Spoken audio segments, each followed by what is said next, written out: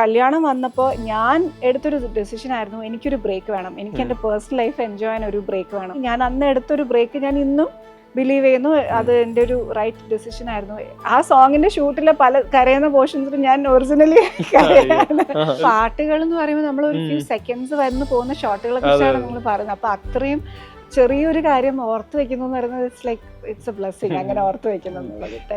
Survival as an actress in the industry അത് ബുദ്ധിമുട്ട് തന്നെയാണ്. നമ്മൾ കരിയറും വേണം പേഴ്സണൽ ലൈഫും വേണം എന്ന് വിചാരിച്ചുകൊണ്ടിരുന്നാൽ പറ്റും, പക്ഷെ it's hard, it's not easy. അന്ന് ശരിക്കും ലാലേട്ടൻ ഒരു ഡയലോഗ് പറയുമ്പോഴുണ്ടല്ലോ, നമ്മൾ അവിടെ മുമ്പിൽ ഇരുന്നു കൊണ്ട് നമ്മൾ വേറൊരു വേൾഡിലേക്ക് പോകും. അത് ഞാൻ എൻ്റെ ആദ്യത്തെ സിനിമയെ കണ്ടിട്ടില്ല. ഇപ്പൊ അമ്മ വേഷങ്ങൾ ചെയ്തിട്ട് ചിലർ തിരിച്ചു വരുന്നു എന്ന് പറഞ്ഞ് like that is how it is. Like നമ്മള് ഒരു കുട്ടിയുടെ അമ്മയാവുമ്പോൾ ഫിസിക്കലി വി ചേഞ്ച്. എനിക്കത് ചെയ്യാൻ പറ്റിയത് ജസ്റ്റ് ബിക്കോസ് എൻ്റെ കോ ആക്ടർ ഫഹദ് ആയതുകൊണ്ട് മാത്രമാണ്. കാരണം രാവിലെ എണീറ്റ് ഞങ്ങൾ സെറ്റ് പോയി ഗ്ലിസറിൻ ഇടുക കരയാ, ഗ്ലിസറിൻ ഇടുക കരയാ, ഇത് തന്നെയാണ് എവറി ഡേ. ഇപ്പൊ ഇരുന്ന് ആലോചിക്കുമ്പോൾ മേ ബി അതിൽ ചില ജോക്സ് അപ്രോപ്രിയേറ്റ് അല്ല എന്ന് ഇപ്പൊ തോന്നാം, അല്ലെങ്കിൽ ചിലപ്പോൾ അതിലത്തെ എന്തെങ്കിലുമൊക്കെ കാര്യങ്ങൾ നമുക്ക് ഇപ്പൊ റൈറ്റ് അല്ല എന്ന് തോന്നുന്നുണ്ടാവാം. പക്ഷെ അന്ന് അതൊക്കെ ഫണ്ണായിരുന്നു. എനിക്ക് എപ്പോഴും എൻ്റെതായിട്ടുള്ള ശരികളും തെറ്റുകളും എൻ്റെ ഡിസിഷൻ മേക്കിങ്ങും എപ്പോഴും എൻ്റെത് മാത്രം തന്നെയായിരുന്നു. അത് മറക്കാൻ പറ്റാത്ത എൻ്റെ കരിയറിലെ ഫസ്റ്റ് ഡേ ഫസ്റ്റ് ഷോയും ഫസ്റ്റ് തിയേറ്ററിലെ സെലിബ്രേഷനും ഞാൻ ആദ്യമായിട്ട് അതെനിക്കും എൻലെസ് ഓഫ് തിങ്സ് സിനിമ പഠിപ്പിച്ചിട്ടുണ്ട്. And I'm always grateful to cinema.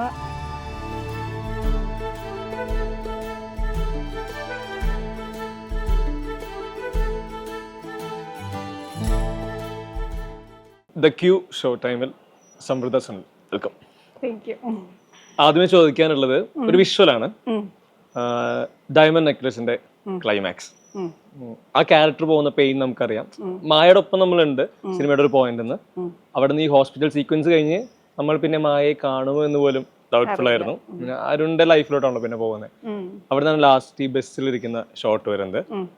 മായയെ അങ്ങനെ കാണുന്ന പോലെ തന്നെ സമൃദ്ധി അങ്ങനെ കാണാന്നുള്ളതും ഒരു എക്സൈറ്റ്മെന്റ് ആയിരുന്നു. നമ്മൾ ഒരിക്കലും അങ്ങനെ ഒരു രൂപത്തില് പ്രതീക്ഷിക്കുന്നില്ലായിരുന്നു. അവിടെയാണ് മായയെ അങ്ങനെ ഒരു അറ്റയറില് അങ്ങനെ ഒരു ലുക്കിൽ കൊണ്ടുവരുന്നത്. പേഴ്സണലി എനിക്ക് ഭയങ്കര സമൃദ്ധിയുടെ കരിയറിൽ തന്നെ ഭയങ്കര മെച്യൂർഡ് ആയിട്ടുള്ള കുറച്ചും കൂടെ ഈ ഇൻഡെപ്തിൽ പോയിട്ടുള്ള ഒരു ക്യാരക്ടർ. പുണ്യ ഒക്കെ പോലെ തന്നെ അതിന്റെ വേറൊരു അർബൻ വേർഷനിൽ ഇത്ര തന്നെ എഫേർട്ട് ഇട്ട ഒരു ക്യാരക്ടറായി തോന്നിയിട്ടുണ്ട് ഈ മായ.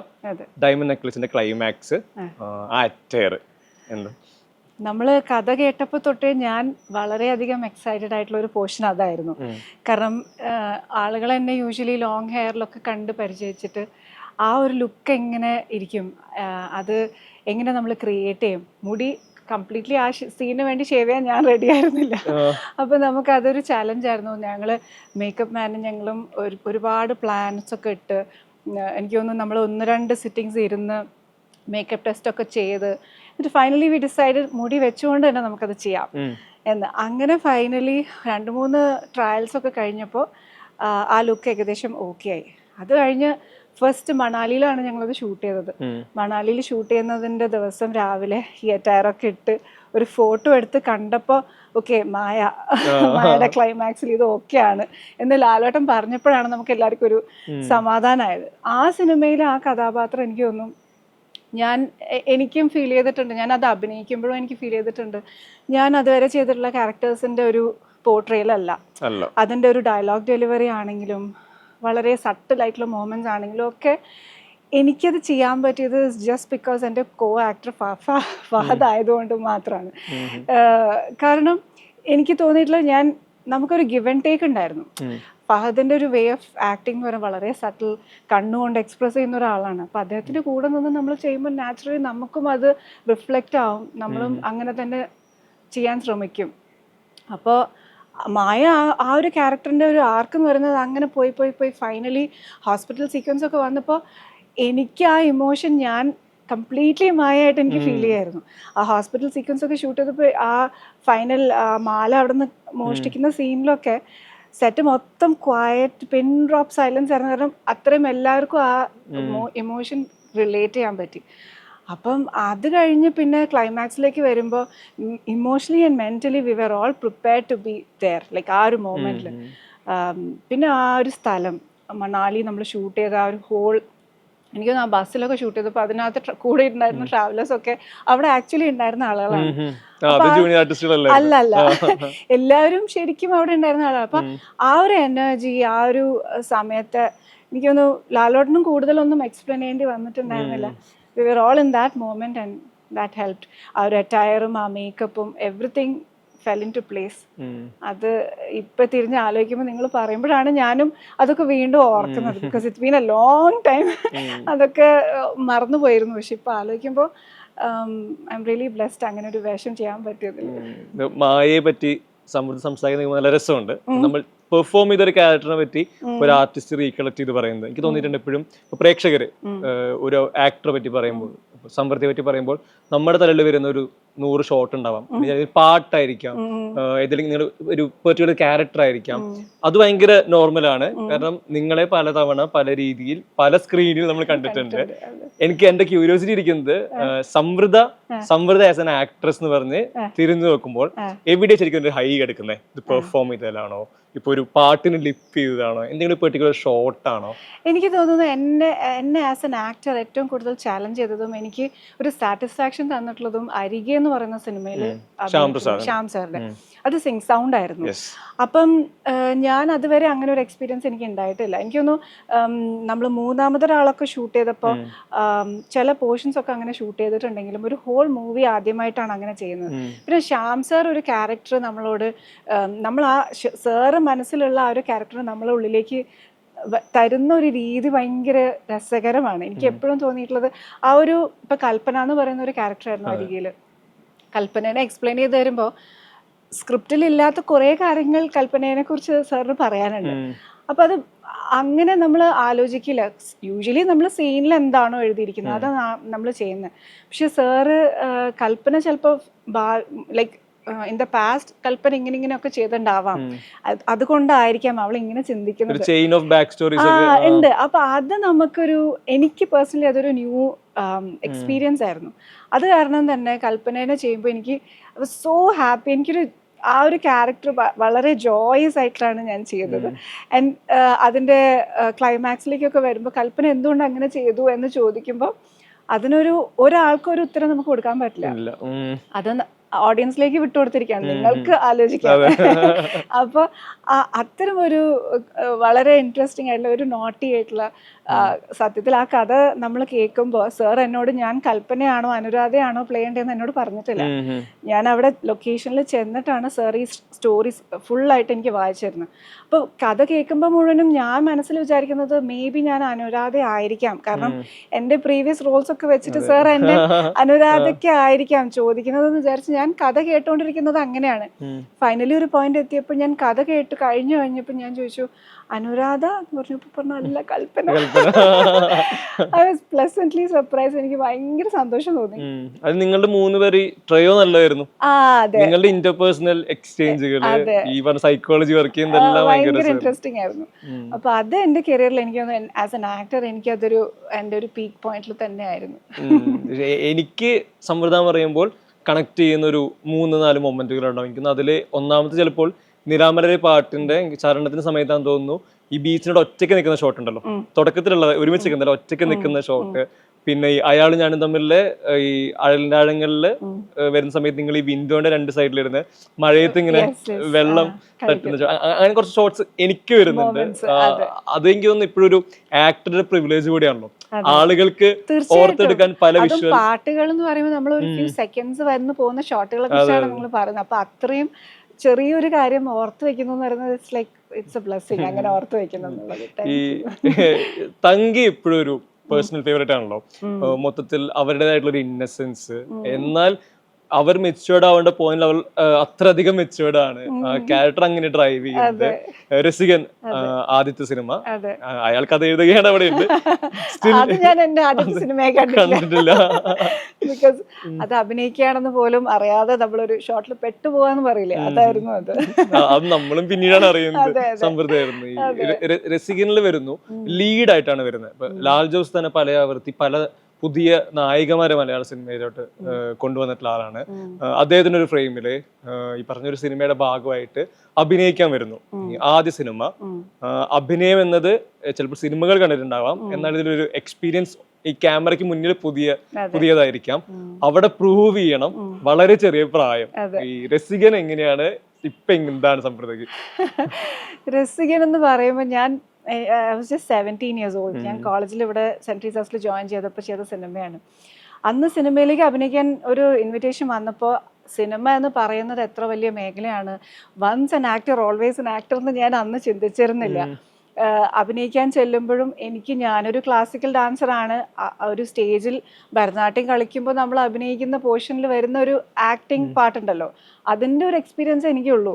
ഒരു ക്യാമറയുടെ മുന്നിൽ എങ്ങനെ നിൽക്കണം, ആംഗിൾ എൻ്റേത് ഏതാ നല്ലത്, അല്ലെങ്കിൽ ഡയലോഗ് ഡെലിവറി എങ്ങനെയാണ്, ഇതൊന്നും എനിക്ക് അറിയില്ല. അപ്പോൾ കംപ്ലീറ്റ് ഇന്നസെൻസ് എന്ന് പറയുന്നത് തങ്കിയാണ്.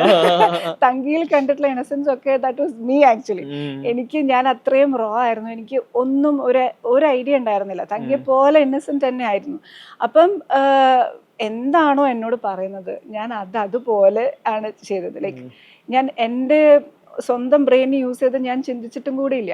ലൈക്ക് ഒരു ക്യാരക്ടർ ഇപ്പൊ തങ്കി ഇങ്ങനെയാണ്, ഇവിടെ നിന്ന് ഓടി അവിടെ വരണം, ബൈക്കിൽ ക്യാരക്ടർ ഹീറോ ഇങ്ങനെ പോകുമ്പോൾ നോക്കണം എന്ന് പറയുമ്പോൾ ഞാൻ ലിറ്ററലി അത് മാത്രമാണ് ചെയ്തത്. പക്ഷെ അത് വർക്കായി ബിക്കോസ് ആ ക്യാരക്ടർ അങ്ങനത്തെ ഒരു ഇന്നസെന്റ് ക്യാരക്ടർ ആയതാണ്. അപ്പൊ ഇന്നിപ്പോ തിരിഞ്ഞ് ആലോചിക്കുമ്പോ എനിക്ക് ഭയങ്കര ചമ്മലാണ്. പക്ഷെ ഇത് മറക്കാൻ ശ്രമിച്ചാൽ പോലും ഈ പാട്ട് വൈറലാവുന്നത് ഇപ്പോ അത് ഭയങ്കര ബ്ലെസ്സിങ് അല്ലേ? തീർച്ചയായിട്ടും ഇന്നും ആളുകള് മറ്റേ ഹരഹര ശങ്കര എന്നുള്ള സോങ് കുറച്ച് നാൾ മുമ്പ് വരെ അത് ഭയങ്കര വൈറലായി. അപ്പൊ ലൈക്ക് അതിപ്പോ സോഷ്യൽ മീഡിയ വന്നപ്പോ ഉണ്ടായിട്ടുള്ള ഒരു ഗുണമാണ്. നമ്മള് പണ്ട് ചെയ്ത് മറന്നു പോയിട്ടുള്ള കാര്യങ്ങൾ ഇപ്പൊ വീണ്ടും തീർച്ചയായിട്ടും ഇപ്പോഴത്തെ ജനറേഷൻ അതൊക്കെ പാടി നടക്കുന്ന ഒരു സിറ്റുവേഷൻ വരും നമ്മൾ ഒരിക്കലും വിചാരിച്ചില്ല. പലരൊന്നില്ല, ജനിച്ചിട്ടില്ല. അതാണ്. അപ്പൊ ഇപ്പോഴത്തെ കുട്ടികളുടെ ഇടയിലൊക്കെ അത് വരിക, അവര് ഫെമിലർ ആവുക എന്ന് പറയുന്നത് തന്നെ നമുക്ക് ഒരിക്കലും ആലോചിക്കാത്ത കാര്യം. കുട്ടികൾ ഈ ട്രിപ്പ് പോകുമ്പോൾ ഈ ബസ്സിന്റെ അകത്താണല്ലോ ഈ മൊത്തം കോറിയോ. ഈ പറഞ്ഞ ചില ഈ ഗവൺമെന്റ് ഓഫീഷ്യൽസ് ട്രിപ്പ് പോകുന്നിടത്ത് പല പ്രായക്കാർ ഡാൻസ് റീൽസ് ഒക്കെ ഉണ്ടാക്കി കാണുമ്പോഴേ നമ്മള് ശരിക്കും ഭയങ്കര കൗതുകം തോന്നും കാണുമ്പോ. എനിക്കൊന്ന് ഈ രസികന് പുറകെ വരുന്നത് ചന്ദ്രോത്സവവും നേരെ ആയിരുന്നു. അപ്പൊ ചന്ദ്രോത്സവത്തിൽ വരുമ്പോ എനിക്ക് തോന്നുന്നു പ്രേക്ഷകരെ റെപ്രസെന്റ് ചെയ്യുന്ന നിങ്ങൾ കുറച്ച് കുട്ടികളാണ് സിനിമയില്. എനിക്കതിൽ ഭയങ്കര ഇഷ്ടമുള്ള മൊമെന്റ് ലാലേട്ടൻ ഇരുന്ന് ഈ കഥ പറയുന്ന സമയത്ത് ഞങ്ങൾക്ക് അങ്കിളിന്റെ കഥ കേട്ടാൽ മതി, അങ്കിള് കള്ളം പറയില്ല എന്ന് പറഞ്ഞ് അവിടുന്ന് ലാലേട്ടന്റെ വോയിസ് ലൈക് നരേഷനും എക്സ്റ്റെൻഡ് ടു മുറ്റത്ത് തന്നെ പാട്ടിലോട്ടാണ് പോകുന്നത്. ഈ ചന്ദ്രോത്സവത്തിന്റെ പാർട്ടാവുന്നത് ആ ക്യാരക്ടർ പ്ലേ ചെയ്യുന്നത് എനിക്ക് തോന്നുന്നു ആ കുട്ടികളില് നിങ്ങൾക്ക് രണ്ടുപേർക്കുമാണ് ഇവരൊരു പാസ്റ്റ് മൊമെന്റ്സും കൂടെ വിഷ്വലി കിട്ടാൻ അങ്ങനെ ഒരു മൊമെന്റ് അവിടെ സ്ക്രീനിൽ കിട്ടുന്നത്. ചന്ദ്രോത്സവം ശരിക്കും എങ്ങനെ അവിടെ എത്തുന്നത്? അവിടെ എത്തുന്നത് രഞ്ജിത്ത് അങ്കിൾ ത്രൂ ആണ്. കാരണം രഞ്ജിത്ത് അങ്കിളിന്റെ നന്ദനം എന്ന് പറയുന്ന ഒരു സിനിമ കാരണമാണ് ഞാൻ ഈ സിനിമാ മേഖലയുമായിട്ട് എനിക്കൊരു ബന്ധം വരുന്നത്. കാരണം അതില് ബാലാമണിക്ക് വേണ്ടി ഞാൻ സ്ക്രീൻ ടെസ്റ്റ് കൊടുത്തിരുന്ന ഒരാളാണ്. അപ്പോൾ അന്ന് അത് നടക്കാതെ പോയപ്പോൾ തൊട്ട് രഞ്ജിത്ത് അങ്കിളിന്റെ ഒരു ഫ്യൂച്ചർ പ്രോജക്റ്റിൽ മേ ബി പാട്ടാകും എന്നുള്ളൊരു സാധനം ഉണ്ടായിരുന്നു. അപ്പോൾ രസികൻ വന്നപ്പോൾ ലാലോട്ടനും രഞ്ജിത്ത് അങ്കിളും ഫ്രണ്ട്സാണ്. അപ്പോൾ അവര് കാരണമാണ് ഞാൻ എൻ്റെ ഒരു എൻട്രി എന്ന് പറയുന്നത്. അത് കഴിഞ്ഞ് ചന്ദ്രോത്സവം വന്നപ്പോൾ ലൈക്ക് എന്നെ സത്യം പറഞ്ഞാൽ രസികൻ ഒരു വലിയ സക്സസ് ആയിരുന്നില്ല. അപ്പോൾ എനിക്ക് തോന്നും എപ്പോഴും ഞാൻ രസികൻ കഴിഞ്ഞ ഉടനെ ഞാനൊരു നായികയായിട്ട് ഇനി ഒരു സിനിമ വന്നാലേ ചെയ്യുള്ളൂ എന്ന് വിചാരിച്ചിരുന്നിരുന്നെങ്കിൽ ഒരുപക്ഷെ ഞാൻ ഇന്ന് ഇത്രയും സിനിമകൾ ചെയ്യില്ലായിരിക്കും. അന്ന് രസികൻ കഴിഞ്ഞ ഉടനെ തന്നെ ചന്ദ്രോത്സവത്തിൽ ആ ഒരു ചെറിയ വേഷമാണെങ്കിലും അത് എനിക്ക് ചെയ്യാൻ ആ ഒരു അവസരം തന്നതും ഞാൻ ആ സോങ്ങിലൂടെ ആളുകൾക്ക് ഞാൻ ഫെമിലർ ആയതും ഒക്കെ ഇവരുടെയൊക്കെ ഒരു എന്താ പറയുക ഒരു ഹെൽപ്പ് കൊണ്ട് തന്നെയാണ്. അപ്പം ചന്ദ്രോത്സവത്തിൽ ഇങ്ങനെ ഒരു വേഷം വന്നപ്പോൾ മീനയുടെ കുട്ടിക്കാലം ചെയ്യാൻ പറ്റാല് ലാലേട്ടൻ്റെ കൂടെ ഒരു സിനിമ, അത് ഞാൻ ഒരിക്കലും വിചാരിക്കുന്നില്ല. ഏറ്റവും രസമുള്ള ഫ്രെയിമാണ് ഈ നാലുകെട്ടില് വെള്ളത്തിൽ കാലിട്ട് അത് ഭയങ്കര ലൈക്ക് ഇപ്പൊ ആലോചിക്കുമ്പോ അന്ന് ശരിക്കും ലാലേട്ടൻ ഒരു ഡയലോഗ് പറയുമ്പോഴുണ്ടല്ലോ നമ്മൾ അവിടെ മുമ്പിൽ ഇരുന്നുകൊണ്ട് നമ്മൾ വേറൊരു വേൾഡിലേക്ക് പോകും. അപ്പൊ ആസ് എ ബിഗിനർ ഞാനും ആയാലും ജയകൃഷ്ണനാണ് എൻ്റെ കൂടെ ഉള്ളത്. അപ്പൊ നമ്മളൊക്കെ ഇങ്ങനെ എത്രയോ ഷോട്ടിൽ നല്ല ചീത്ത കേട്ടിട്ടുണ്ട്. കാരണം നമ്മൾ ആ മൊമെന്റ് മറന്നു പോകും, നമ്മൾ ആ ക്യാരിഡ് അവേ ആയി പോകും ലാലേട്ടൻ്റെ പെർഫോമൻസിൽ. അപ്പം അതൊക്കെ വളരെ ചെറിയ ചെറിയ ലേണിംഗ് എക്സ്പീരിയൻസസ് ആയിരുന്നു. പിന്നീട് തിരിഞ്ഞു നോക്കുമ്പോൾ അത്തരം ചെയ്തിട്ടുള്ള ചെറിയ വേഷങ്ങളൊക്കെയും ഒരുപാട് ഹെൽപ്പ് ചെയ്തിട്ടുണ്ട്. ലൈക്ക് നമ്മൾ വേറെ ക്യാരക്ടേഴ്സ് ചെയ്യുമ്പോഴൊക്കെ ആ ചെയ്തിരുന്ന കാര്യങ്ങളൊക്കെ കാരണം തന്നെയാണ് പലതും. ഈ ക്യാരക്ടർ പ്ലേ ചെയ്തുകൊണ്ട് ഏറ്റവും കൂടുതൽ യൂസ്ഫുൾ ആയി എനിക്ക് തോന്നുന്നു തിരക്കഥയിലെ ക്യാരക്ടറിനാണ്. ഏതോ ഒരു ആംഗിൾ ഇവരൊരു വീട്ടിൽ നിന്ന് വരുന്നവരെ പോലെ നമുക്ക് തോന്നിയിട്ടുണ്ട്. ആക്ച്വലി ഞാൻ അങ്ങനെ ഇതുവരെ ചിന്തിച്ചിട്ടില്ല. ശരിയാണ്. ഇവർ അറ്റയർ മുതൽ ഇവരായിരിക്കുന്ന സ്പേസ്, സംസാര രീതികളിലെല്ലാം എങ്ങനെ രഞ്ജിത്ത് എഴുത്തിലും അതിന്റെ ഒരു റിസംബ്ലൻസ് ഉണ്ടാവും. തീർച്ചയായിട്ടും അങ്ങനെ ഒരു റിസംബ്ലൻസ് ഇപ്പൊ പറയുമ്പോ എനിക്കും തോന്നുന്നുണ്ട്. ശരിയാണ്. അതെ, ഈ ചന്ദ്രോത്സവം എനിക്ക് തോന്നുന്നു ഇപ്പൊ ഈ പാട്ട് പറഞ്ഞല്ലോ, ഒരു പക്ഷേ വിദ്യാസാഗറിന്റെ പാട്ടുകളിൽ എല്ലാവരും എല്ലാ കാലത്തും റിഫ്രഷ് ചെയ്യുന്ന പാട്ടുകളിൽ ഒന്നാണ്. അതുപോലെ രസികനിലാണെങ്കിലും ഈ വിദ്യാസാഗർ മ്യൂസിക്കിൽ 2 തവണ ഓൺ സ്ക്രീൻ വരുന്നു. രണ്ടിൽ കൂടുതൽ തവണയുണ്ട്. അതെ, ഞാൻ ആക്ച്വലി വളരെ ബ്ലസ്ഡ് ആണ് ആ കാര്യത്തില്. വിദ്യാസാഗർ സാറിനെ പോലെ ഒരുപാട് സീനിയർ മ്യൂസിക് ഡയറക്ടേഴ്സിന്റെ കൂടെയുള്ള നല്ല നല്ല പാട്ടുകൾ, അതും നമുക്ക് ഏറ്റവും മെലഡീസ് ആയിട്ടുള്ള വോയിസസിലെല്ലാം എനിക്ക് അഭിനയിക്കാൻ പേഴ്സണൽ അതെനിക്കും. അപ്പൊ അങ്ങനെ ഒരുപാട് നല്ല പാട്ടുകൾ. ഇപ്പൊ ഈ മുറ്റത്തെത്തും തെന്നലേ എന്നുള്ള സോങ് ഒക്കെ ഷൂട്ട് ചെയ്യുമ്പോൾ തന്നെ നമ്മൾ കുട്ടികളായതുകൊണ്ട് നമുക്ക് അന്ന് ആ ഒരു ഇതില്ല, ഇത് എത്രമാത്രം ആളുകൾ ആക്സെപ്റ്റ് ചെയ്യുന്നോ, അല്ലെങ്കിൽ ഇത് ചെയ്ത് നമ്മൾ ഈ പാസ്റ്റ് ഒക്കെ റീക്രിയേറ്റ് ചെയ്തിട്ട് വരുമ്പോൾ ഓഡിയൻസ് കാണുമ്പോൾ ഇത് എങ്ങനെയാണ് ഉണ്ടാവുക. പക്ഷെ അന്ന് എനിക്ക് തോന്നുന്നു അന്ന് ഉണ്ടായിരുന്നതിനേക്കാൾ കൂടുതൽ ആളുകൾ എന്താണ് ആ സിനിമയും ആ പാട്ടും ആ ഇന്ദുലേഖ എന്നുള്ള ക്യാരക്ടറും ഒക്കെ ഇന്നാണ് ആളുകൾ കുറച്ചും കൂടെ അതിനെ റിലേറ്റ് ചെയ്യുന്നത്. എനിക്ക് തോന്നുന്നു ഒരുപക്ഷെ ആ സിനിമ ഇപ്പൊ റിലീസ് ചെയ്തിരുന്നെങ്കിൽ അത് കുറച്ചും കൂടെ ആളുകൾക്ക് ഇഷ്ടപ്പെടുമായിരുന്നു. അപ്പൊ ആ രീതിയിൽ ആലോചിക്കുമ്പോൾ ഒത്തിരി നല്ല പാട്ടുകൾ എനിക്ക് ഓർമ്മയുണ്ട്. എന്നെ ആളുകൾ തിരിച്ചറിയാൻ തുടങ്ങിയത് രസികനേക്കാൾ കൂടുതൽ പച്ചപ്പനന്നത്തെ എന്നുള്ള സോങ്ങിലൂടെയാണ്. കാരണം അതുവരെ എന്നെ പുറത്തൊന്നും, ഞാൻ ഇവിടെ എറണാകുളത്ത് കോളേജിൽ പഠിച്ചുകൊണ്ടിരുന്നപ്പോൾ ഞാൻ എല്ലായിടത്തും ഇറങ്ങി നടക്കും, എന്നെ ആർക്കും തിരിച്ചറിയില്ല. പക്ഷെ പച്ചപ്പനന്താത്ത എന്നുള്ള പാട്ട് ടി വിയിൽ വന്നു തുടങ്ങിയപ്പോഴാണ് അപ്പൊ അങ്ങനെയാണ് ആൾക്കാർക്ക് എന്നെ റെക്കഗ്നൈസ് ചെയ്ത് തുടങ്ങി. അപ്പൊ പാട്ടുകളോട് ഞാൻ എന്നും കടപ്പെട്ടിട്ടുണ്ട്. എല്ലാ നല്ല പാട്ടുകൾ എനിക്ക് തന്നതിനും ഞാൻ ശരിക്കും കടപ്പെട്ടിട്ടുണ്ട്. അതിലെനിക്ക് ചോദിക്കാനുള്ളത്, ഒരു പക്ഷേ ഇപ്പോഴത്തെ ഒരു ഫിലിം മേക്കിംഗ് സ്റ്റൈലിൽ അല്ലെങ്കിൽ സിനിമാ സ്വഭാവത്തിന്റെ മാറ്റം എന്ന് വെച്ച് കഴിഞ്ഞാൽ ഈ ഡ്യുവറ്റിൽ ലിപ്പ് കൊടുത്ത് പാടാന്നുള്ളതാണ്. എന്നാൽ ഇപ്പൊ സമൃദ്ധി ആയിരിക്കുന്നവരേറെയിൽ എനിക്ക് നിങ്ങൾ ആ കൃത്യം ലാസ്റ്റ് ജനറേഷൻ ആയിരുന്നു. അങ്ങനെ ഒരുപാട് പാട്ടുകളുടെ പാർട്ടായിട്ടുണ്ടല്ലോ. അതൊരു ഫിക്ഷൻ ആണ്. അവിടെ നിങ്ങളുടെ ഫാന്റസിയിലാണ് എവിടെയാണ് യാത്ര ചെയ്ത് നമ്മൾ എവിടെ ഫോറിൻ കൺട്രീസിലൊക്കെ എത്തും പാട്ട് പാടി. അത് ഈ ലിപ്പ് കൊടുത്ത് ഈ പറഞ്ഞ പോലെ സിംഗ് ചെയ്ത് പാടണം, പെർഫോം ചെയ്യണം, ഡാൻസ് ചെയ്യണം, ഇതെല്ലാം കൂടെ ഒരുമിച്ച്. ശരിക്കും പറഞ്ഞാൽ ഞാൻ പേഴ്സണലി വളരെ ഈ ഡാൻസും ഈ സിനിമാറ്റിക് ഡാൻസ് എന്നൊക്കെ പറയുന്നത് ഞാൻ പൊതുവെ വളരെ ഷൈ ആയിട്ടുള്ള ഒരാളാണ്. എനിക്കത് കുറച്ച് ബുദ്ധിമുട്ടാണ്. അപ്പൊ ഈ സോങ് ഷൂട്ട് എടുക്കാൻ പോകുന്നു എന്ന് പറയുന്നതിന്റെ ഒരു ഫ്യൂ ഡേയ്സ് മുമ്പ് തന്നെ ഞാൻ പാനിക്ക് തുടങ്ങും.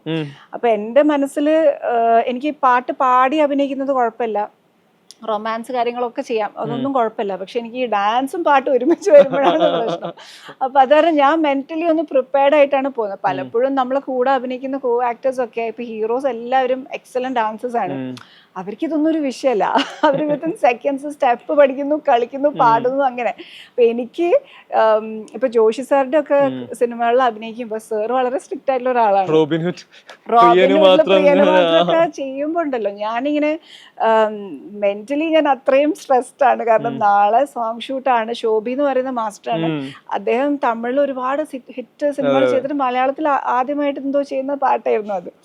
അപ്പൊ ഞാൻ വളരെ നെർവസ് ആണ്. സാറ് ലൊക്കേഷനിൽ വന്ന് അന്ന് ജോഷി സർ സോങ് ഷൂട്ട് ആയത് കാരണം കംപ്ലീറ്റ്ലി കൊറിയോഗ്രാഫറിന് വിട്ടുകൊടുത്തു.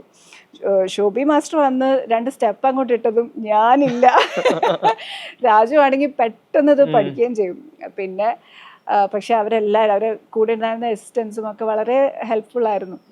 അപ്പോൾ അങ്ങനെ ഒരു എന്താ പറയാ മെന്റലി വളരെ സ്ട്രെയിനോട് കൂടിയിട്ടാണ് ഞാൻ എൻ്റെ എല്ലാ പാട്ടും എൻജോയ് ചെയ്തതല്ല. പക്ഷെ ലക്കിലി ഔട്ട്പുട്ട് എപ്പോഴും നന്നായി വന്നതുകൊണ്ടും എൻ്റെ കൂടെയുള്ള ആളുകളുടെ ഒക്കെ ഒരു സപ്പോർട്ട് കൊണ്ടും എപ്പോഴും ഫൈനലി സോങ് സ്ക്രീനിൽ വരുമ്പോൾ പീപ്പിൾ എന്നും ആക്സെപ്റ്റ് ചെയ്തിട്ടേ ഉള്ളൂ. And I'm very lucky. എനിക്ക് തോന്നിയിട്ട് ഈ പച്ചപ്പനന്തത്തെ ആ പാട്ടിന്റെ ഒരു വൈറൽ സ്വഭാവമുണ്ട്. അത് എത്രമാത്രം ജനപ്രിയമാവുന്നോ അത്രയും തന്നെ ഈ പറഞ്ഞ പോലെ അതിൽ അഭിനയിച്ച നടിയും ജനപ്രീതി നേടുന്നുണ്ട്. ഈ ഒരു പാട്ട് കൊണ്ട് നമ്മൾ പറയില്ലേ എന്തൊക്കെയുണ്ട് അതെല്ലാം മാറി മറയുന്നതായിരിക്കാം. ഈ പച്ചപ്പനന്തത്തെ പാട്ടിനൊക്കെ മുന്നേ സിനിമയുടെ ഭാഗമാവുന്നു, ഇങ്ങനെ ഒരു പാട്ട് ഷൂട്ട് ചെയ്യാൻ പോകുന്നുണ്ട്, ഇതിന്റെ ഒരു ബ്രീഫ് അവിടുന്ന് ഷൂട്ട് ചെയ്യുന്നു. ഓക്കെ, ഇത് കഴിഞ്ഞ് ഇതിന്റെ ഒരു പുറത്തിറങ്ങിയതിന് ശേഷം ഈ ആളുകളുടെ സൈഡിൽ നിന്നുള്ള ഇതിന്റെ റിസീവിങ്, ഈ 3 സ്റ്റേജ് എങ്ങനെയാ ബ്രീഫ് ചെയ്യുന്നത്? സോങ് ശരിക്കും സെറ്റിൽ ആദ്യമായിട്ട് നോട്ടത്തിന്റെ ലൊക്കേഷനിൽ നമ്മൾ ഈ സോങ് ഫസ്റ്റ് എല്ലാ ഹോൾ ടീമായിട്ട് ഇരുന്ന് കേൾക്കുമ്പോഴാണ് ആദ്യമായിട്ട് ആ പാട്ട് കേൾക്കുന്നത്. അന്ന് കേട്ട ആ വെരി മൊമെന്റിൽ നമുക്ക് എല്ലാവർക്കും അറിയായിരുന്നു ഇതൊരു ഡിഫറെന്റ് സോങ് ആണ്, ഇത് ഡെഫിനറ്റ്ലി ആളുകൾക്ക് ഇഷ്ടപ്പെടും, ശ്രദ്ധിക്കപ്പെടും എന്നുള്ളത് നമുക്ക് അപ്പോഴേ ഷുവർ ആയിരുന്നു. കാരണം അതിലാകെ 3 പാട്ടുകളാണ് ഉണ്ടായിരുന്നത്. 3 പാട്ടിലും ആ വർഷത്തെ സ്റ്റേറ്റ് അവാർഡ് വിന്നേഴ്സ് ആണ്. അപ്പം അത് ഞങ്ങൾ പ്രിഡിക്റ്റ് ചെയ്ത പോലെ തന്നെ സംഭവിച്ചു. വൈൽ ഷൂട്ടിംഗ് ദ സോങ് ഞാൻ എന്താ പറയാ ഈ പറഞ്ഞ പോലെ എൻ്റെ ഏർലി ഇയേഴ്സ് ആണ്. അപ്പോൾ ഒരുപാട് ഇങ്ങനെ നല്ല പാഠത്തിലൂടെയൊക്കെ ഓടി നടന്ന് പാട്ട് പാടി അഭിനയിക്കുക എന്ന് പറയുന്നത് അബ്സല്യൂട്ട്ലി എൻജോയിങ്. ആ ഒരു പോർഷൻ ഷൂട്ട് ചെയ്യുന്നതൊക്കെ അന്ന് എൻ്റെ കൂടെ ആക്ട് ചെയ്തിരുന്ന ആളും വളരെ ന്യൂ ആയിരുന്നു. അപ്പൊ ഞാനാണ് സീനിയർ. അപ്പൊ അതിന്റെ ഒരു കോൺഫിഡൻസ് എനിക്ക് ഉണ്ടായിരുന്നു. അപ്പൊ വളരെ പ്ലസന്റ് ആയിട്ട് പോയൊരു ഷൂട്ടായിരുന്നു. അവിടെ സെറ്റില് എനിക്ക് ഏറ്റവും വലിയ ബ്ലെസ്സിങ് ആയിട്ട് തോന്നിയിട്ടുള്ള ഒരുപാട് സീനിയർ ആക്ടേഴ്സിന്റെ കൂടെ എനിക്ക് സ്ക്രീൻ സ്പേസ് ഷെയർ ചെയ്യാൻ പറ്റിയിട്ടുണ്ട് ആ മൂവിയില്. വേണു അങ്കിൾ ആണെങ്കിലും അമ്പിളി അങ്കിൾ ആണെങ്കിലും. അപ്പൊ ഇവരുടെ ഒക്കെ ഒരു ഫീഡ്ബാക്ക് ഉണ്ട്. നമ്മളിപ്പോ ഒരു സോങ് ഷൂട്ട് ചെയ്യുമ്പോഴും അവരുടെ ഒക്കെ പ്രസൻസ് അവിടെ ഉണ്ട്.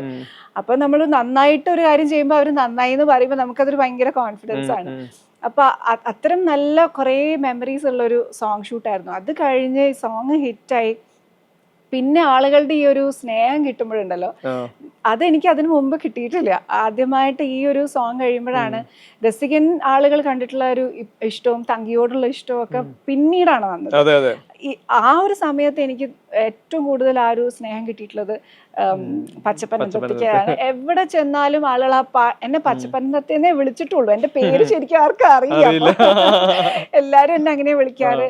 ഞാൻ എവിടെയെങ്കിലും പോകുമ്പോ ഷോപ്പിലൊക്കെ ആ പാട്ട് പ്ലേ ചെയ്യുന്നത് കേൾക്കുമ്പോഴും അതൊക്കെ എനിക്ക് ഫസ്റ്റ് എക്സ്പീരിയൻസ് അതിനായിരുന്നു. അപ്പം ആ പാട്ടിനോടും MJ ചന്ദ്രൻ സാറിനോടും ദാസങ്കിളിനോടും സുജാത ചേച്ചിനോടും ഒക്കെ ഒരുപാട് കടപ്പാടുണ്ട്. ഈ നേരെ CBI വരുമ്പോൾ അതില് മൈഥിലി കീ ക്യാരക്ടറാണ്. സിനിമ ഇപ്പൊ എനിക്ക് തോന്നുന്നു മലയാളത്തിലെ ഏറ്റവും സെലിബ്രേറ്റഡ് ആയ ഫ്രാഞ്ചൈസിയാണ് CBI ഫ്രാഞ്ചൈസി. അതിലെ 4ാമത്തെ സിനിമയായിരുന്നു നേരെ CBI വരുമ്പോൾ. ഞാൻ അവിടെ ക്യൂരിയസ് ആവുന്നത് ഇതിലൊരു മേർഡർ വിക്ടിം ആണല്ലോ. ഈ മേർഡർ സീക്വൻസിൽ അഭിനയിക്കുക എന്നുള്ളത് മരിക്കണം, മരണം ബിലീവബിൾ ആവണം, എന്നാൽ ഈ കേസ് അന്വേഷണത്തിലൊക്കെ ആളുകൾക്ക് എന്തെങ്കിലും കണക്ഷൻ കിട്ടത്തുള്ളൂ. ഒരു മേർഡർ സീക്വൻസിൽ അഭിനയിക്കുന്നത് എങ്ങനെയാണ്? എന്നെ സംബന്ധിച്ചിടത്തോളം ഞാൻ ഇപ്പൊ ഈ രസികനും ചന്ദ്രോത്സവവും ചെയ്തത് രണ്ടും എനിക്ക് പരിചയമുള്ള ഡയറക്ടേഴ്സിന്റെ കൂടെ ആയിരുന്നു. പരിചയമുള്ള എന്ന് പറഞ്ഞാൽ ലാലോട്ടിനെ എനിക്ക് അന്ന് അറിയില്ല. പക്ഷെ സ്റ്റിൽ അത് കഴിഞ്ഞിട്ട് എനിക്ക് ഒഫീഷ്യലി ഒരു ഓഫർ വരുന്നത് ആക്ച്വലി നേരറിയാൻ CBI മധു സാർ എന്നെ വിളിക്കുന്നത് ആദ്യമായിട്ട് എനിക്ക് ഒരു പരിചയമില്ലാത്തൊരു ടീമിൽ നിന്ന് വരുന്ന കോൾ, മമ്മൂക്കയുടെ ഒരു സിനിമ ആൻഡ് ദാറ്റ് ടു ഇത്രയും ഫേമസ് ആയിട്ടുള്ള ഒരു സീക്വലിന്റെ ഭാഗമാവുക. ഇതിനു മുമ്പ് മരിച്ചിട്ടുള്ള ക്യാരക്ടേഴ്സ് ആരൊക്കെയാന്നൊക്കെ ഞാൻ നോക്കി. അതെ, അപ്പൊ എല്ലാവരും അത് വളരെ ഭംഗിയായി ചെയ്തിട്ടുണ്ട്. അപ്പൊ ഞാൻ ഓക്കെ ഒരു കൈ നോക്കാം എന്നുള്ള അർത്ഥത്തിൽ തന്നെയാണ് അത് കമ്മിറ്റ് ചെയ്തത്. പക്ഷേ ഞാൻ ആ സീക്വൻസ് ഒക്കെ ഷൂട്ട് ചെയ്യുന്നത് നമ്മൾ രാത്രികളിലാണ് ഷൂട്ട് ചെയ്യുന്നത്. കാരണം ഇത് പബ്ലിക് അറിയാൻ പാടില്ലല്ലോ ഇതെങ്ങനെയാണ് സംഭവം. അപ്പൊ സെറ്റിൽ വളരെ ചുരുക്കം പേര് മാത്രമേ ഉണ്ടായിട്ടുള്ളൂ. ക്ലൈമാക്സ് ആരോടും പറയില്ല. അപ്പം ഞാൻ ഈ ക്ലൈമാക്സിലുള്ള ആളായത് കാരണം എൻ്റെ കൂടെ ഉണ്ടായിരുന്ന മറ്റുള്ളവർക്കൊന്നും ഇത് എന്താ സംഭവം എന്ന് അറിയില്ല. അപ്പൊ ഈ രാത്രികൾ നമ്മൾ എത്രയോ രാത്രികൾ ഷൂട്ട് ചെയ്തിട്ടാണ് ആ ഒരു ക്ലൈമാക്സ് പോർഷൻ ഫിനിഷ് ചെയ്തത്. മധു സാറിന്റെ ഒക്കെ ലൈക്ക് അത്തരം ഒരുപാട് എക്സ്പീരിയൻസ്ഡ് ആയിട്ടുള്ള ആളുകളല്ലേ, അവർക്ക് ഇത് ചെയ്ത് നല്ല പരിചയമുണ്ടല്ലോ. അവരുടെ ഗൈഡൻസിൽ അവർ പറഞ്ഞത് അതുപോലെ ഞാൻ ചെയ്തു എന്നല്ലാതെ എനിക്കതിലൊരു ക്രെഡിറ്റ് ഇല്ല. ഇത്രയും ക്യാരക്ടേഴ്സിനെ പറ്റി പറയുന്നു, ദിലീപ് പറഞ്ഞ തങ്കി പറയുന്നു, പച്ചപ്പനത്തൊക്കെ മെൻഷൻ ചെയ്യുമ്പോഴും എനിക്ക് തോന്നിയിട്ടുണ്ട് ഈ ഷേർലി വരുമ്പോൾ അച്ഛൻ ഉറങ്ങാത്ത വീട്, അപ്പോൾ ലാൽ ജോസ് കൊടുക്കുന്ന എക്സ്പീരിയൻസ് അത് പുതിയതായിരുന്നു. ഈ പറയുന്ന എനിക്ക് അതിലുള്ള എല്ലാവരുടെയും കരിയറിൽ ഒരു ബ്രേക്കിംഗ് പോയിന്റ് ആയിരുന്നല്ലോ അത്. ശരിക്കും അത്രയധികം ക്രൈസിസ്, പെയിൻ ഇത് ത്രൂ ഔട്ട് കൊണ്ടുപോകുന്നുണ്ട് സിനിമയിൽ. ഇത് പൊതുവെ ഇത്തരം സിനിമകളുടെ ഒരു മുന്നത്തെ ഒരു ടെംപ്ലേറ്റില് കഥ തുടങ്ങിയ ഒരു പോയിന്റ് വരെ ഒരു ഹാപ്പി ചെയ്യുന്നത്, അവിടെ നിന്നാണ് ഈ കെയോസ് വരുന്നത്. പക്ഷെ തുടക്കത്തിൽ നിങ്ങൾ ബ്രേക്ക് ഡൗൺ പോയിന്റിലേക്കാണ് പോകുന്നത്. അവിടുന്ന് ഈ എൻ്റയർ ജേണി, ഈവൻ ഈ പറഞ്ഞ പോലെ വിഷം കഴിക്കുന്നത് അടക്കമുള്ള ഭയങ്കര ക്രൂഷ്യൽ മൊമെന്റുകള്, ഈ ഷെർലിയെ കേൾക്കുന്നത്, ഇത് ഉൾക്കൊള്ളുന്നത്, ഇത് ഇത്രയും ദിവസം ഇവരായി പെർഫോം ചെയ്യുന്നത് എന്താ ശരിക്കും ഭയങ്കര ബുദ്ധിമുട്ടായിരുന്നു. ബിക്കോസ് എവറി ഡേ നമുക്ക് അതിൽ ആർക്കും മേക്കപ്പ് ഒന്നുമില്ല.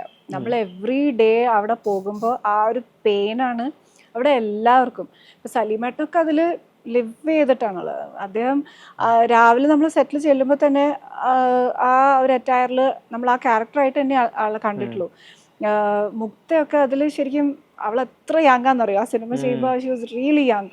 പക്ഷെ ആ ഒരു പ്രായത്തിൻ്റെ ഇതൊന്നുമില്ല, അവൾ അത്ര മെച്ചുവേർഡായിട്ടാണ് ആ ക്യാരക്ടർ ഹാൻഡിൽ ചെയ്തത്. നമ്മളെല്ലാവരും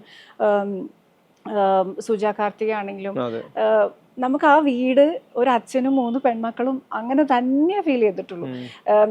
കാരണം രാവിലെ എണീറ്റ് ഞങ്ങൾ സെറ്റ് പോയി ഗ്ലിസറിനിടുക കരയാ, ഗ്ലിസറിനിടുക കരയാ, ഇത് തന്നെയാണ് എവറി ഡേ. ബിക്കോസ് വേറെ അതിലെ വളരെ ഫ്യൂ സീൻസിൽ മാത്രമേ നമുക്കൊരു പ്ലസന്റ് ആയിട്ടുള്ള മൊമെന്റ്സ് ഉള്ളൂ. It was very hard. Emotionally ഭയങ്കര ഡ്രെയിനിങ് ആയിരുന്നു. നമ്മൾ ഷൂട്ട് കഴിഞ്ഞ് റൂമിൽ എത്തുമ്പോൾ ലൈക്ക് ഫിസിക്കലി ആൻഡ് മെന്റലി നമ്മൾ എക്സോസ്റ്റഡ് ആണ്. അതിൽ സലീമേട്ടൻ എന്നെ അടിക്കുന്ന ഒരു സീനൊക്കെ ഉണ്ട്. അതൊക്കെ നമ്മൾ ശരിക്കും എനിക്ക് അടി കിട്ടിയിട്ടുണ്ട്. കാരണം അത്രയും ഇമോഷനിൽ അത് ചെയ്യുമ്പോൾ നമുക്കത് ചുമ്മാ അടിക്കുന്ന പോലെ കാണിക്കാൻ പറ്റില്ല. അപ്പോൾ ആ ഒരു ഫ്യൂ ഡേയ്സ് ഓഫ് ഷൂട്ട് വളരെ ഹെക്ടിക് ആയിരുന്നു. Like in terms of mental health അത് വളരെ സ്ട്രെന്നസ് ആയിരുന്നു. ഇതെല്ലാം പറയുമ്പോൾ എനിക്ക് തോന്നുന്നു ഈ പറഞ്ഞ കമേഴ്ഷ്യൽ സിനിമകൾ പോലെ തന്നെ കുറച്ചുകൂടെ അക്കാഡമിക് സ്വഭാവ സിനിമകളുടെ പാർട്ടുമായിരുന്നു.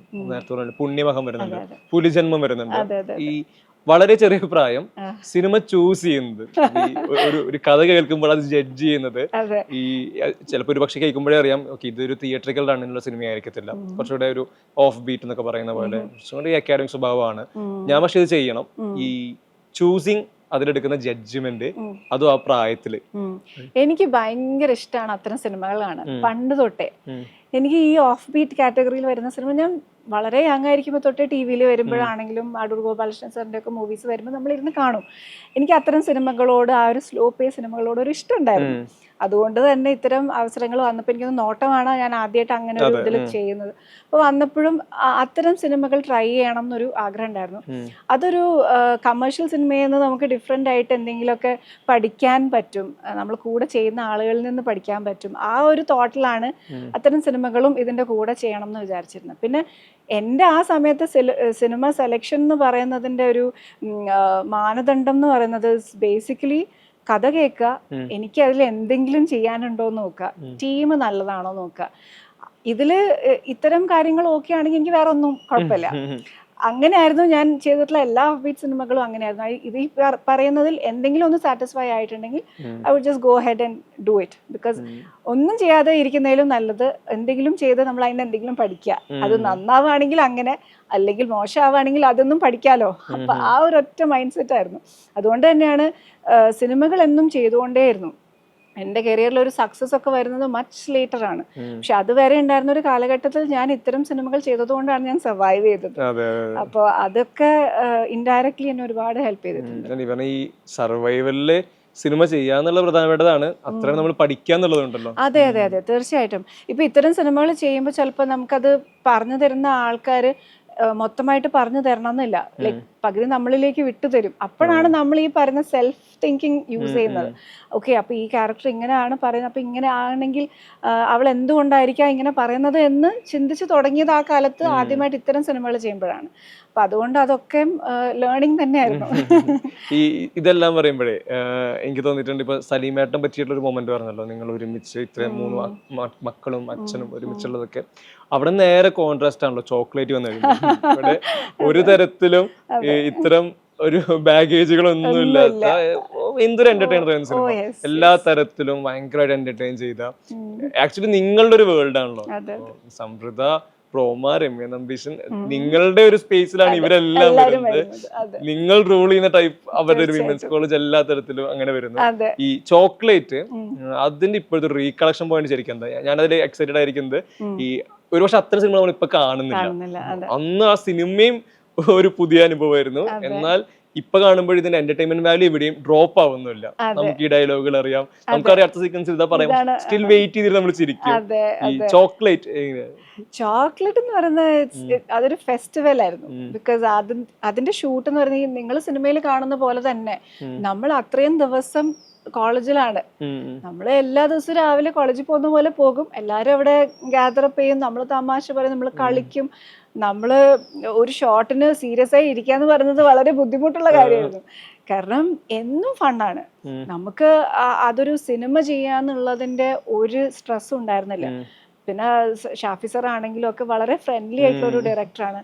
അപ്പം ഏറ്റവും കൂടുതൽ എൻജോയ് ചെയ്തിട്ടുള്ള സിനിമകൾ അത്തരത്തിലുള്ള ഒരു ഗ്രൂപ്പ് ഓഫ് ഫ്രണ്ട്സ് ഒരുമിക്കുന്ന സിനിമകൾ തന്നെയാണ് നമ്മൾ വർക്ക് ഏറ്റവും എൻജോയ് ചെയ്യുന്നത്. അപ്പൊ ഈ സിനിമകളിൽ ഇപ്പൊ ഇരുന്ന് ആലോചിക്കുമ്പോൾ മേ ബി അതിൽ ചില ജോക്സ് അപ്രോപ്രിയേറ്റ് അല്ല എന്ന് ഇപ്പൊ തോന്നാം, അല്ലെങ്കിൽ ചിലപ്പോൾ അതിലത്തെ എന്തെങ്കിലുമൊക്കെ കാര്യങ്ങൾ നമുക്ക് ഇപ്പൊ റൈറ്റ് അല്ല എന്ന് തോന്നുന്നുണ്ടാവാം. പക്ഷെ അന്ന് അതൊക്കെ ഫണ്ണായിരുന്നു, ആരും കൂടുതൽ ചിന്തിച്ചിരുന്നില്ല പല കാര്യങ്ങളും. അപ്പോൾ നമ്മള് ബേസിക്കലി എൻ്റെ കരിയറിൽ ഞാൻ ഏറ്റവും എൻജോയ് ചെയ്തിട്ടുള്ള സിനിമകളിൽ ഒന്നാണ്. പിന്നെ അതിന്റെ സോങ് ഷൂട്ട് ഞങ്ങൾ കൊടൈക്കനാലിലൊക്കെയാണ് ഷൂട്ട് ചെയ്തത്. അപ്പൊ it was like A picnic. നമ്മളെല്ലാവരും ഒരു ഗ്യാങ് കൊടൈക്കനാലിൽ പോകുന്നു, പോകുന്ന ഫണ്ടിന്റെ കൂട്ടത്തിൽ ഒരു സോങ് ഷൂട്ട് ചെയ്യുന്നു, അത്രേ ഉണ്ടായിരുന്നുള്ളൂ.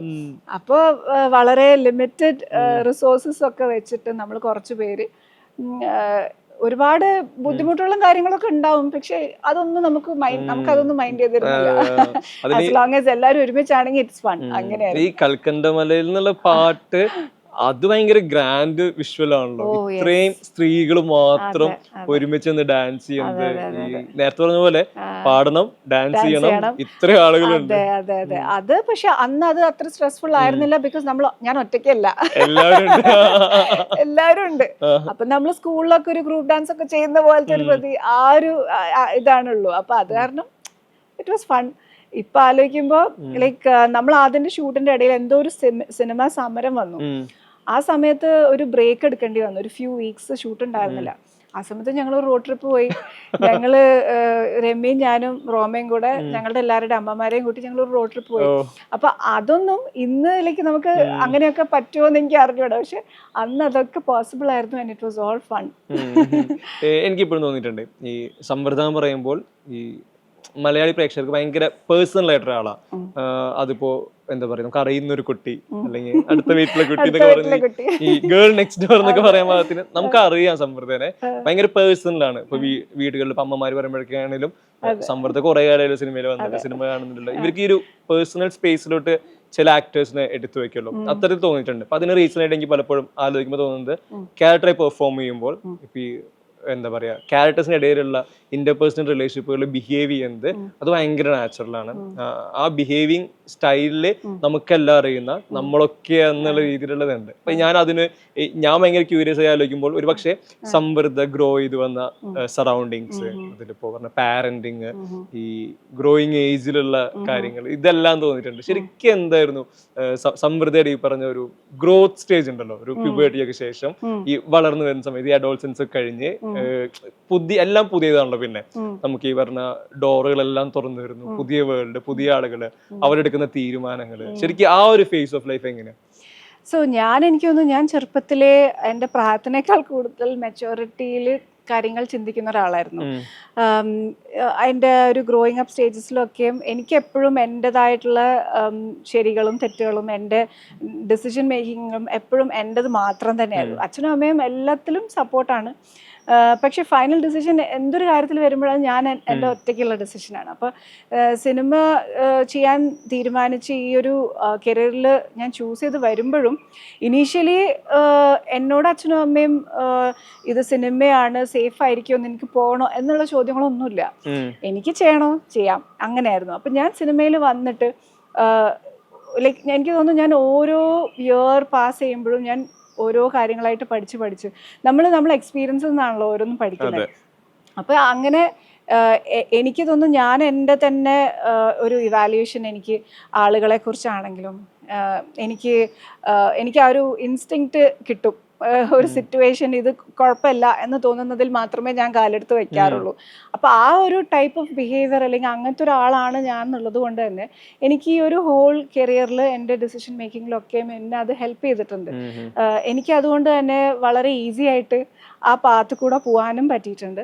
ആൻഡ് അഫ്കോഴ്സ് എനിക്ക് ഡൗട്ട്സ് ഉള്ള സമയത്ത് എനിക്ക് ചോദിക്കാനും ഒരുപാട് സുഹൃത്തുക്കളും ആളുകളും സിനിമയിൽ തന്നെ ഉണ്ടായിരുന്നു. അപ്പോൾ പക്ഷേ മോർ ദാൻ ദാറ്റ് എനിക്ക് തോന്നുന്നു ഞാൻ എൻ്റെ തന്നെ ഒരു എന്താ പറയുക മെൻ്റൽ സ്റ്റേറ്റിൽ ഞാൻ ഇരുന്ന് ആലോചിച്ച് എനിക്ക് ആ ഒരു ഇൻസ്റ്റിങ്ക്റ്റ് റൈറ്റ് ആണെന്ന് തോന്നുന്ന കാര്യങ്ങൾ മാത്രമേ എൻ്റെ കരിയറിലും എൻ്റെ ലൈഫിലും ഞാൻ ചെയ്തിട്ടുള്ളൂ. അത് തന്നെയാണ് എന്നെ മുന്നോട്ട് കൊണ്ടുപോയിട്ടുള്ളത്. ഈ സിനിമയിലുള്ള സർവൈവറിലേക്ക് തോന്നുന്നു ആ സ്പേസ്, സിനിമ എന്നുള്ള സ്പേസ് കംഫർട്ടബിൾ ആവാന്നുണ്ടല്ലോ. ആ കംഫർട്ടിന് പ്രധാനപ്പെട്ട റീസൺ ആയി തോന്നുന്നത് ഈ നല്ല സൗഹൃദങ്ങൾ ഇൻഡസ്ട്രിക്ക് അകത്ത് ഉണ്ടാവാന്നുള്ളതെന്ന് തോന്നിയിട്ടുണ്ട്. ശരിക്കും അത്തരത്തിൽ ഒരുപാട് സുഹൃത്തുക്കൾ ഉണ്ടായിരുന്ന, ഈ പറഞ്ഞ സിനിമയിൽ സജീവമായിരുന്ന സമയം ഭയങ്കര ലൈവിലായി ഭയങ്കര എൻജോയ് ചെയ്ത ആർട്ടിസ്റ്റാന്ന് തോന്നിയിട്ടുണ്ട്. ശരിക്കും ഈ സിനിമ സൗഹൃദങ്ങൾ ഇപ്പൊ എങ്ങനെ കാണുന്നത്? ഇപ്പോഴും സൗഹൃദങ്ങൾ വളരെ സ്ട്രോങ് തന്നെയാണ് നമുക്ക്. പക്ഷെ പഴയതുപോലെ എല്ലാവർക്കും വിചാരിക്കുന്ന പോലെ ഒത്തുകൂടാനോ സമയം ചെലവഴിക്കാനോ പറ്റാറില്ല. പക്ഷെ എന്നാലും എന്തെങ്കിലും ഒരു ആവശ്യം ഉണ്ടെങ്കിൽ വിളിച്ചാൽ എല്ലാവരും ഉണ്ട് എന്നുള്ളത് നമുക്ക് അറിയാം.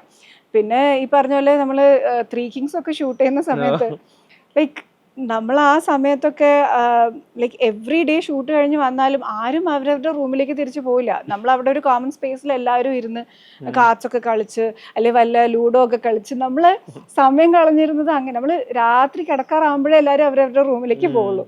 അപ്പം അത്തരത്തിലുള്ള ഒരു എന്താ പറയുക, നമുക്ക് കോളേജിലും നമുക്ക് കസിൻസിൻ്റെ ഇടയിലും ഒക്കെ ഉണ്ടാകുന്ന രീതിയിലുള്ളൊരു ബന്ധങ്ങൾ തന്നെയായിരുന്നു അപ്പോഴുണ്ടായിരുന്നത്. ഞാൻ പേഴ്സണലി ഇപ്പോഴും എല്ലാവരായിട്ടും അത് കീപ്പ് ചെയ്യാൻ ശ്രമിക്കാറുണ്ട്.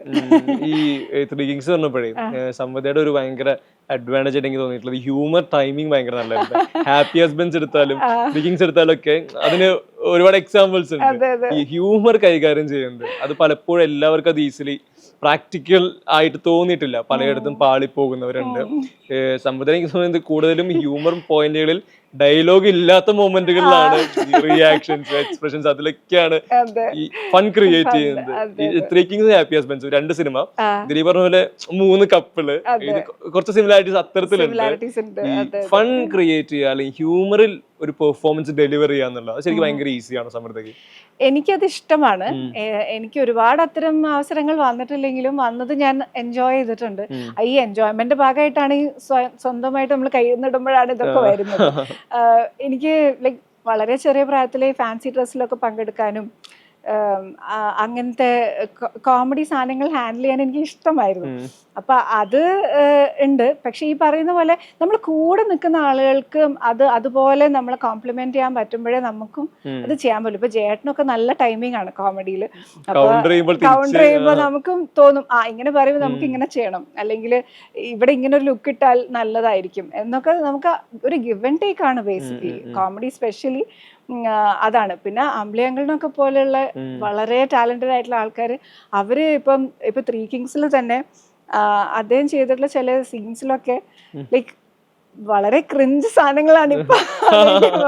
പക്ഷെ അന്ന് നമ്മൾ റിഹേഴ്സ് ചെയ്യുമ്പോഴൊന്നും അത് വരില്ല, ടേക്കിൽ മാത്രമേ വരുള്ളൂ. അപ്പൊ ടേക്കിൽ അത് വരുമ്പോൾ നമ്മൾ റിയാക്ഷൻ ഇല്ല, നമ്മൾ ആ ക്യാരക്ടറായിട്ട് നിൽക്കണം. അത് വളരെ ചാലഞ്ചിങ് ആണ്. അപ്പൊ അത്തരം ആക്ടേഴ്സ് ചെയ്യുന്ന കാണുമ്പോൾ ആ ഹ്യൂമർ അവർ എന്ത് ഈസി ആയിട്ടാണ് ഹാൻഡിൽ ചെയ്യുന്നത്. ഇപ്പൊ ഇന്നസെന്റ് അങ്കിളിനൊക്കെ ആ ഒരു സാധനം ഉണ്ട്. അപ്പോൾ ഇത്തരം ആക്ടേഴ്സിന്റെ മൂവീസ് കണ്ടും അവരുടെ കൂടെ വർക്ക് ചെയ്യുമ്പോൾ അവരുടെ ഇത് കണ്ടിട്ടും നമ്മളും ഇൻസ്പയർഡ് ആണ്. ഇത് പക്ഷെ ചെയ്താൽ വരുമോ എന്നുള്ളത് പറയാനില്ല. പക്ഷെ അതിന്നൊക്കെ ഇൻസ്പയർഡ് ആയിട്ട് നമ്മൾ എൻജോയ് ചെയ്ത് ചെയ്യുമ്പോഴാണ് അത് വർക്ക് ആവുന്നത്. എനിക്ക് തോന്നിയിട്ടുള്ളത് ഈ സിനിമ എന്ന് പറയുന്ന സ്പേസ് വരുന്ന ഈ ഒരു ഗ്ലാമർ വേൾഡിനായിട്ടുള്ള എല്ലാം വലുതാണല്ലോ. ആളുകൾക്ക് സിനിമ എന്ന് പറയുമ്പോൾ അല്ലെങ്കിൽ സിനിമാ നടി, സിനിമാ നടൻ എന്നൊക്കെ പറയുമ്പോൾ അതൊരു വേറൊരു എൻറ്റിറ്റി പോലെയാണ്. വേറൊരു സ്പേസിൽ നിൽക്കുന്നതാണ്. ഭയങ്കര അഡോർ ചെയ്യുന്ന അഡ്മയർ ചെയ്യുന്ന ആളാണ് കൂടുതലും ചുറ്റുമുള്ളത്. അതിൽ തന്നെ എപ്പോഴും രസകരമായി തോന്നിയിട്ടുള്ളത്, രസകരം എന്നല്ല, അതിൽ തന്നെ എപ്പോഴും നമ്മൾ നോക്കുന്ന സമയത്ത് നമ്മൾ കുറച്ച് കൺഫ്യൂസ്ഡ് ആവുന്നത് ഈ നടിമാർ സർവൈവ് ചെയ്യാന്നുള്ളത്.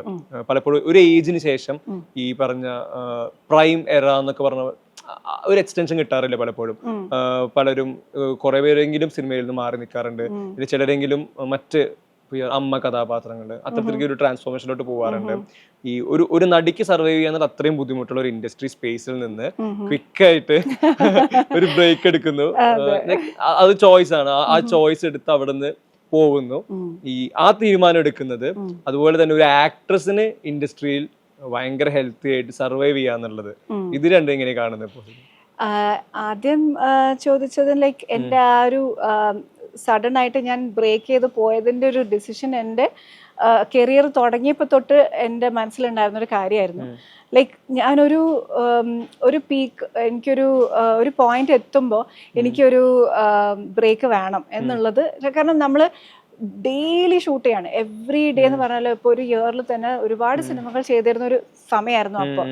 അപ്പോൾ ലൈക്ക് നമ്മൾ പേഴ്സണൽ കാര്യങ്ങൾക്കൊന്നിനും സമയമില്ല. നമ്മൾ എന്നും സിനിമ ഷൂട്ട് അല്ലെങ്കിൽ ആ സമയത്ത് ഇനോഗ്രേഷൻസ് എന്നൊക്കെ പറഞ്ഞ് നമ്മൾ ഫ്രീ ടൈം ഒക്കെ യൂസ്ഡ് അപ്പ് ആണ്. അപ്പോൾ അങ്ങനെ പോയിക്കൊണ്ടിരുന്ന സമയത്ത് കല്യാണം വന്നപ്പോൾ ഞാൻ എടുത്തൊരു ഡെസിഷൻ ആയിരുന്നു, എനിക്കൊരു ബ്രേക്ക് വേണം, എനിക്ക് എൻ്റെ പേഴ്സണൽ ലൈഫ് എൻജോയ് ചെയ്യാൻ ഒരു ബ്രേക്ക് വേണം. അപ്പോഴും ഞാൻ ഒരിക്കലും തിരിച്ചു വരില്ല എന്നൊന്നും വിചാരിച്ചിട്ടല്ല പോകുന്നത്. പക്ഷേ ഐ നീഡ് എ ബ്രേക്ക് എന്ന് തോന്നി. ഞാൻ അന്ന് എടുത്തൊരു ബ്രേക്ക് ഞാൻ ഇന്നും ബിലീവ് ചെയ്യുന്നു. അത് എൻ്റെ ഒരു റൈറ്റ് ഡെസിഷൻ ആയിരുന്നു. ലൈക്ക് അത് എനിക്ക് പേഴ്സണലി അത് it was needed for me. അത് കഴിഞ്ഞ് തിരിച്ചു വരാൻ ഇപ്പൊ ഞാൻ കുറേ വർഷങ്ങൾക്ക് ശേഷമാണ് പിന്നെ സത്യം പറഞ്ഞ വിശ്വസിക്കുകയോ ചെയ്ത് വന്നത്. അതെ, അന്ന് തിരിച്ചു വരുമ്പോൾ എനിക്കത് ആ റീ എൻട്രി ഒട്ടും ബുദ്ധിമുട്ടായിരുന്നില്ല. ബിക്കോസ് ആളുകൾക്ക് എന്നെ ഞാൻ ചെയ്ത് വെച്ചെടുത്തുന്ന എന്നെ ഓർമ്മയുണ്ട് എന്നുള്ളൊരു സാധനത്തിൽ ഐ വാസ് ലക്കി ഇനഫ്. അത്രയും വർഷത്തിന് ശേഷം എന്നെ അവർ അപ്രോച്ച് ചെയ്യാനും എനിക്ക് ആ ഒരു ടൈം റൈറ്റ് ആയപ്പോൾ എനിക്ക് തിരിച്ചു വരാനും പറ്റിയത് അതൊരു എന്താ പറയുക, ഒരു ബ്ലെസ്സിങ് ആണ്. ഈ പറയുന്ന പോലെ survival as an actress in the industry അത് ബുദ്ധിമുട്ട് തന്നെയാണ്. നമ്മൾ കരിയറും വേണം പേഴ്സണൽ ലൈഫും വേണം എന്ന് വിചാരിച്ചുകൊണ്ടിരുന്നാൽ പറ്റും. പക്ഷെ it's hard, it's not easy. കാരണം രണ്ടും ഒരുപോലെ കൊണ്ടുപോകാന്ന് പറയുന്നത് ഒരു നല്ല ഹെക്ടിക് കാര്യമാണ്. ആൻഡ് ഇറ്റ് ഓൾ ഡിപ്പെൻസ് നമ്മൾ എത്രമാത്രം ഇൻപുട്ട് ഇടുന്നു ഇൻ വൺ എന്നുള്ളത്. ഇപ്പൊ കരിയറിൽ നമ്മൾ 100% ഇടുന്ന ഒരാളാണെങ്കിൽ നമുക്ക് പേഴ്സണൽ ലൈഫിൽ അത്രയും കൊടുക്കാൻ പറ്റില്ല. Humanly it's not possible. അപ്പൊ അത് കാരണം എൻ്റെ ഒരു പോളിസി എന്ന് പറയുന്നത് എനിക്ക് എൻ്റെ പേഴ്സണൽ ലൈഫ്, എൻ്റെ ഫാമിലി, കുട്ടികൾ ഒക്കെ എനിക്ക് വളരെ ഇമ്പോർട്ടൻ്റ് ആണ്. എനിക്ക് അവരുടെ കൂടെയുള്ള സമയം, അതൊക്കെ ഞാൻ ഒരുപാട് വാല്യൂ കൊടുക്കുന്നുണ്ട്. ഇറ്റ് ഡസൻറ്റ് മീൻ ദാറ്റ് എനിക്ക് എൻ്റെ കരിയർ വേണ്ട അല്ലെങ്കിൽ അഭിനയം ഞാൻ എൻജോയ് ചെയ്യുന്നില്ല, അങ്ങനെയൊന്നുമല്ല.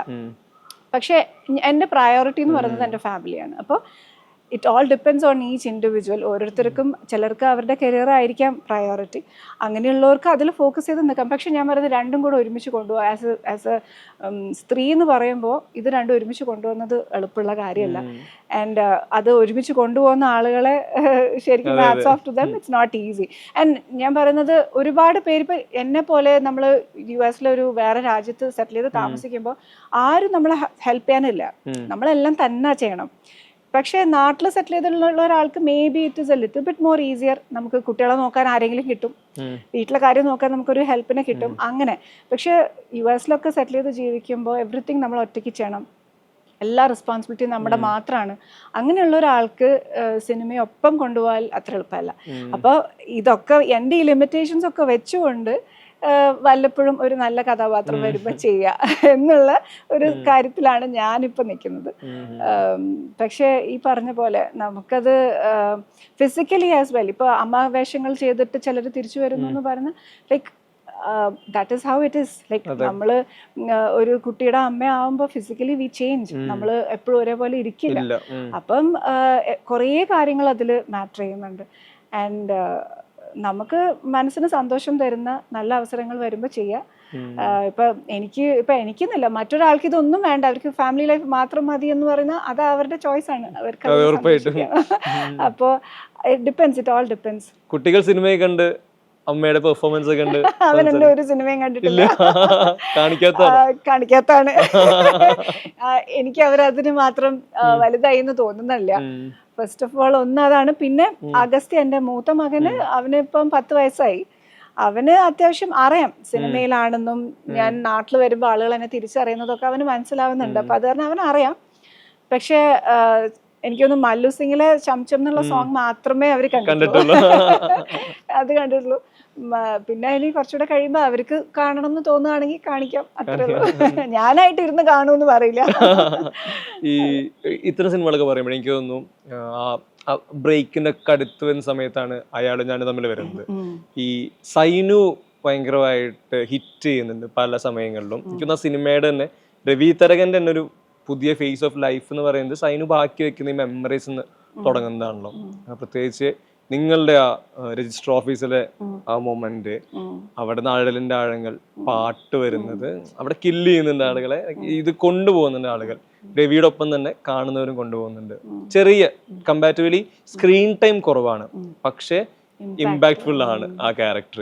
സൈനുവിനെ റീകളക്ട് ചെയ്യുന്നത് അഴലിന്റെ ആഴങ്ങൾ പാട്ട് പേഴ്സണൽ എങ്ങനെയാണ്? ആ സിനിമയെ കുറിച്ചോ അല്ലെങ്കിൽ അഴലിന്റെ ആഴങ്ങളിൽ നിന്നുള്ള പാട്ടിനെ കുറിച്ചോ പറയുമ്പോൾ ഞാൻ ഇമോഷണൽ ആവും. കാരണം എനിക്ക് ഇപ്പോഴും ആ സോങ് വളരെ ഹെവിനെസ് തരുന്നൊരു പാട്ടാണ്. ഫസ്റ്റ് ഓഫ് ഓൾ എൻ്റെ കരിയറിൽ ഈ ഒരു ബ്രേക്ക് എടുക്കുന്നത് ഇസ് വിത്ത് ദാറ്റ് സോങ്. ആ സോങ്ങിന്റെ ഷൂട്ട് കംപ്ലീറ്റ് ചെയ്തിട്ടാണ് ആ സെറ്റിൽ നിന്നാണ് ഞാൻ പോകുന്നത്. അപ്പം എനിക്ക് അത് വളരെ ഇമോഷണൽ ആയിരുന്നു. ഈവൻ ദോ ഞാൻ ഈ പറഞ്ഞ പോലെ ഞാൻ മനഃപൂർവ്വം എടുത്തൊരു ഡിസിഷൻ ആണെങ്കിലും it was not easy for me. പെട്ടെന്നൊരു ഫുൾ സ്റ്റോപ്പ് ഇടാൻ ഇറ്റ് വാസ് നോട്ട് ഈസി, പക്ഷെ ഐ വാണ്ടഡ് ഇറ്റ്. അത് കാരണം ആ സോങ്ങിന്റെ ഷൂട്ടിലെ പല കരയുന്ന പോർഷൻസിൽ ഞാൻ ഒറിജിനലി കരയാണ്. അങ്ങനത്തെ ഒരു അവസ്ഥയായിരുന്നു. പിന്നെ ഈ പറഞ്ഞ പോലെ ആ സൈനു എന്നുള്ള ക്യാരക്ടർ ഒരു വളരെ സ്വീറ്റ് ഒരു ക്യാരക്ടറാണ്. എനിക്ക് ഇപ്പോഴും ആളുകൾ, എനിക്ക് ഏറ്റവും കൂടുതൽ ആളുകൾ ഫാൻസ് ഉള്ളത് ആ ഒരു ക്യാരക്ടറിലാണെന്ന് എനിക്ക് തോന്നിയിട്ടുണ്ട്. കാരണം എവ്രി ഇയർ അയാളും ഞാനും തമ്മിൽ റിലീസ് ചെയ്ത ഡേ ആളുകൾ ഓർത്ത് എനിക്ക് ലൈക്ക് ഇൻസ്റ്റാഗ്രാമിലൊക്കെ മെസ്സേജ് ചെയ്യും, ആളുകൾ അതിൻ്റെ പോസ്റ്റേഴ്സൊക്കെ ഷെയർ ചെയ്യും. ഒരുപാട് പേർക്ക് ഈ മെഡിക്കൽ ഫീൽഡിൽ ഉണ്ടായിട്ടുള്ള കുറേ പേർക്ക് ആ കഥാപാത്രവും ആ ക്യാരക്ടേഴ്സ് അവരുടെ ലവ് സ്റ്റോറിയും ഒക്കെ റിലേറ്റ് ചെയ്യാൻ പറ്റിയിട്ട് ഒത്തിരി ലെറ്റേഴ്സ് പോലെ ഞാൻ വായിച്ചിട്ടുണ്ട്. അപ്പോൾ അതൊക്കെ കൊണ്ട് തന്നെ ആ സിനിമയും ആ കഥാപാത്രവും അതിൻ്റെ ഷൂട്ടിംഗ് സമയവും ഒക്കെ ലൈക്ക് എൻ്റെ കരിയറിൽ എനിക്ക് തോന്നുന്നു എൻ്റെ ഏറ്റവും പീക്ക് പോയിന്റിൽ ഞാൻ ചെയ്തിട്ടുള്ളൊരു സിനിമയും ക്യാരക്ടറുമാണ്. അതുകൊണ്ട് തന്നെ അത് എപ്പോഴും എനിക്ക് സ്പെഷ്യലുമാണ്. എനിക്ക് തോന്നുന്നു ഇതെല്ലാം പറയുമ്പോൾ മെൻഷൻ ചെയ്യേണ്ട ആളാണ് ലാൽ ജോസും തോന്നുന്നു. അതെ അതെ, പല സ്വഭാവത്തിലുള്ള പല കഥാപാത്രങ്ങളെ തരുന്നു. സമൃദ്ധിയുടെ ഫിലിമോഗ്രഫിയിൽ നമ്മൾ നോട്ട് ചെയ്യുന്ന അല്ലെങ്കിൽ നമ്മൾ റിപ്പീറ്റഡ്ലി പറയുന്ന, കാണാൻ ആഗ്രഹിക്കുന്ന പെർഫോമൻസുകൾ ലാൽ ജോസ് സിനിമകളിലാണ്. Lal Jose as a film maker അതിനൊക്കെ മുകളിൽ ഒരു ബോണ്ടും കൂടി ഉണ്ടാവല്ലോ, ഉറപ്പായിട്ടും പിക്ക് ചെയ്യുന്ന ഒരാളും കൂടിയല്ലേ ഈ സ്ക്രീനിലോട്ട്. ലാൽ ജോസ് എന്താണ്? ലാലേട്ടൻ എപ്പോഴും ഒരു മെന്റർ പൊസിഷനിലുള്ള ആൾ തന്നെയാണ്. എനിക്ക് എൻ്റെ കരിയറിൻ്റെ തുടക്കത്തിൽ ലൈക്ക് ഒരു സിനിമ വരുമ്പോൾ ഞാൻ നേരത്തെ പറഞ്ഞ പോലെ ആ സിനിമ ചെയ്യണോ വേണ്ടോ എന്നുള്ളത് എപ്പോഴും എൻ്റെ ഡിസിഷനാണ്. പക്ഷെ എന്നാലും എനിക്ക് ചില ഡൗട്ട്സ് വരുമ്പോൾ എനിക്ക് എപ്പോഴും വിളിച്ച് ചോദിക്കാൻ പറ്റുന്ന ഒരാളാണ്. ഒരിക്കലും നമ്മളോട് ഇങ്ങനെ ചെയ്യണം എന്നല്ല പറയാ, this is what I think, നിങ്ങൾക്ക് ഡിസൈഡ് ചെയ്യാം എന്ന് പറയുന്ന ഒരാളാണ്. പിന്നെ പല കാര്യങ്ങളിലും നമുക്കൊരു ക്ലാരിറ്റി കിട്ടാതെ വരുമ്പോൾ നമുക്ക് എനിക്കിങ്ങനെയാണ് തോന്നുന്നത്, ഇത് ഓക്കെ ആണോ, അല്ലെങ്കിൽ എന്ത് തോന്നുന്നു എന്ന് ചോദിക്കാനുള്ള ഒരു ഫ്രീഡം ഉള്ള ഒരു ഡയറക്ടറാണ്. പിന്നെ ഈ ലാലോട്ടിൻ്റെ സിനിമകളിലുള്ള ക്യാരക്ടേഴ്സ് എന്ന് പറഞ്ഞാൽ ഞാൻ എൻ്റെ ആ ഒരു ഹോൾ കരിയറിൽ ലാലോട്ടൻ എന്നെ ഒരു സിനിമ, ഇപ്പോൾ അറബിക്കഥ പോലൊരു സിനിമയിലേക്ക് എന്നെ വിളിക്കുമ്പോൾ ഞാൻ എന്താ ക്യാരക്ടറെന്നോ എത്ര ദിവസം ഷൂട്ട് ഉണ്ടെന്നോ ഒന്നും ഞാൻ ചോദിച്ചിട്ടില്ല. ബിക്കോസ് എനിക്ക് ആ സിനിമയുടെ ഭാഗമായാൽ മതി. അതിലിപ്പോൾ ഒരു സീനിൽ വന്നു പോകുന്ന ക്യാരക്ടർ ആണെങ്കിലും എനിക്കതിലൊരു ബുദ്ധിമുട്ടുമില്ല. ലൈക്ക് ആ ഒരു സെറ്റിൽ നിൽക്കുക, അവിടെ സമയം സ്പെൻഡ് ചെയ്യുക, ലൈക്ക് അത് തന്നെ വളരെ ജോയസ് ആയിട്ടുള്ള ഒരു കാര്യമാണ്. അപ്പോൾ ലാലോട്ടൻ ഡെഫിനറ്റ്ലി ഒരു മെന്റർ പൊസിഷനിലുള്ള ഒരാളാണ്. അദ്ദേഹത്തിൻ്റെ സിനിമകൾ എനിക്ക് കരിയറിൽ ഏറ്റവും ഗുണം ചെയ്തിട്ടുള്ളത് ഒരുപാട് ക്യാരക്ടേഴ്സ് തന്നിട്ടുള്ള ആളാണ്. ഇപ്പം നീലത്താമര ആണെങ്കിലും ഒക്കെ വളരെ സ്പെഷ്യൽ ക്യാരക്ടേഴ്സ് തന്നിട്ടുള്ള ആളാണ്. I'm always grateful to him.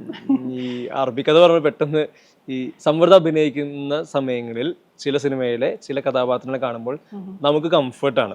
അപ്പോൾ അറബിക്കഥയിൽ മായ അവിടെ ഉള്ളപ്പോൾ നമ്മൾ ഹാപ്പിയാണ്. ഓക്കെ, ആ പുള്ളിക്കാരിക്ക് അവിടെ താമസിക്കാം, ബാക്കി കൊണ്ടുപോകാനായിട്ട്. അതെ, അതുപോലെ മാണിക്യകളിലെ ചാന്ദിനി ടീച്ചർ അതുപോലെ കംഫർട്ടാണ് നമുക്ക്. ഈ എല്ലാ പോയിന്റിലും നമുക്ക് ഓക്കെ അവരവിടെ ഉണ്ട് എന്നുള്ളൊരു തോന്നല്. ഈ രണ്ട് ക്യാരക്ടേഴ്സ് അറബിക്കഥ പറഞ്ഞു ചെറിയ ടൈം ആണെങ്കിൽ കൂടി ബെറ്റർ റിസൾട്ട് അവിടെ കൊടുക്കുന്നുണ്ട്. ഈ കഥയുടെ പ്രധാന ഭാഗങ്ങളിലെല്ലാം ഇവരുടെ പ്രസൻസ് വരുന്നുണ്ട്. ചാന്ദിനി ടീച്ചർ കുറച്ചുകൂടെ വലിയ ക്യാരക്ടറാണ്, സിനിമയിൽ ത്രൂ ഔട്ട് ഉണ്ട്. ഒരു ഗ്രാമം, ഒരു സ്കൂള്, നിങ്ങളുടെയാണ് ആ വേൾഡ്. അവിടെ പുറം ലോകമായിട്ട് കൂടുതൽ ബന്ധങ്ങളൊന്നുമില്ല. ഒരു പക്ഷെ ആ ക്യാരക്ടറിനും അതിനൊരു എന്താ പറയാ ഒരു കുസൃതിയുള്ള ഒരു ക്യാരക്ടറും കൂടെയാണ്. ഒരു ടീച്ചറാണെന്ന് പറഞ്ഞിട്ട് ടീച്ചറുടെ മെച്യൂരിറ്റി ഒന്നും ഇല്ലാത്തൊരു ക്യാരക്ടറാണ്.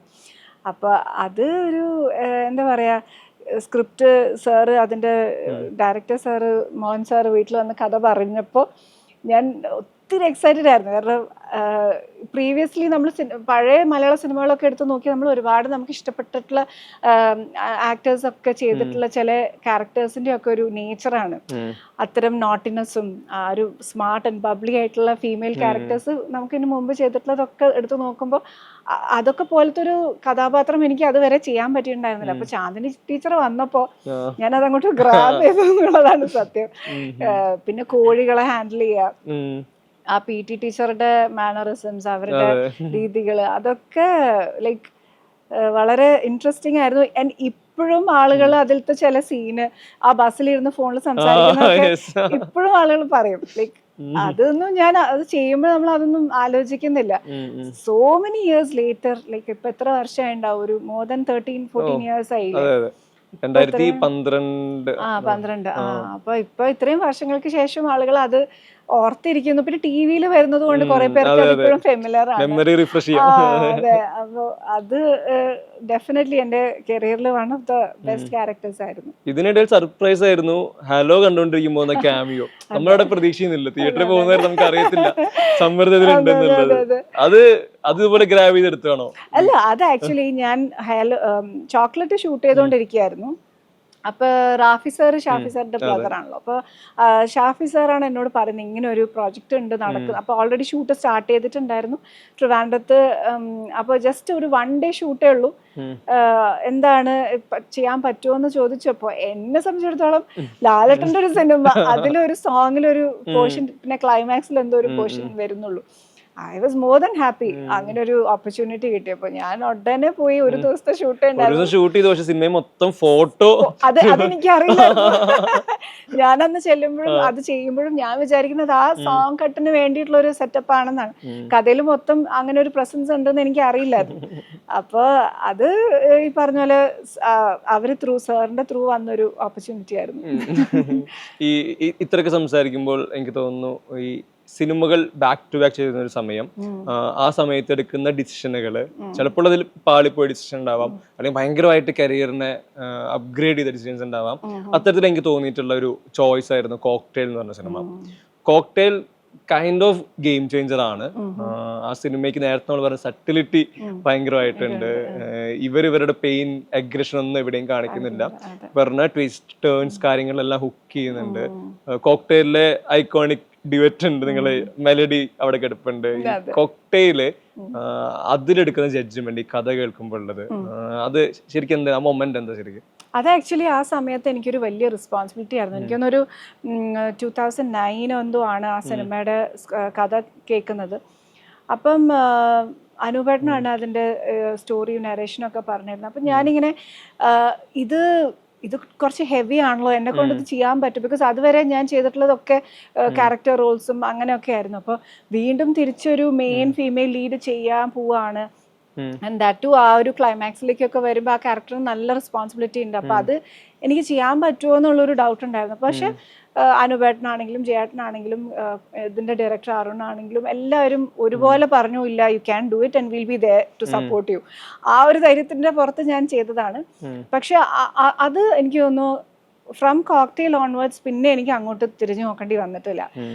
കോക്ടെയിലിന് കഴിഞ്ഞതോടുകൂടി ആസ് എൻ ആക്ടർ എനിക്ക് കുറച്ചും കൂടെ പെർഫോം ചെയ്യാൻ പറ്റുന്ന അവസരങ്ങൾ വന്നു തുടങ്ങി. എനിക്കൊരു ഫീമെയിൽ ലീഡ് എന്ന് പറയുന്ന ഒരു സ്ഥാനത്തേക്ക് ഞാൻ തിരിച്ച് രസികൻ കഴിഞ്ഞിട്ട് ആഫ്റ്റർ സോ മെനി ഇയേഴ്സ് അപ്പോഴാണ് ഞാൻ തിരിച്ച് ആ ഒരു പൊസിഷനിലേക്ക് ഞാൻ വരുന്നത്.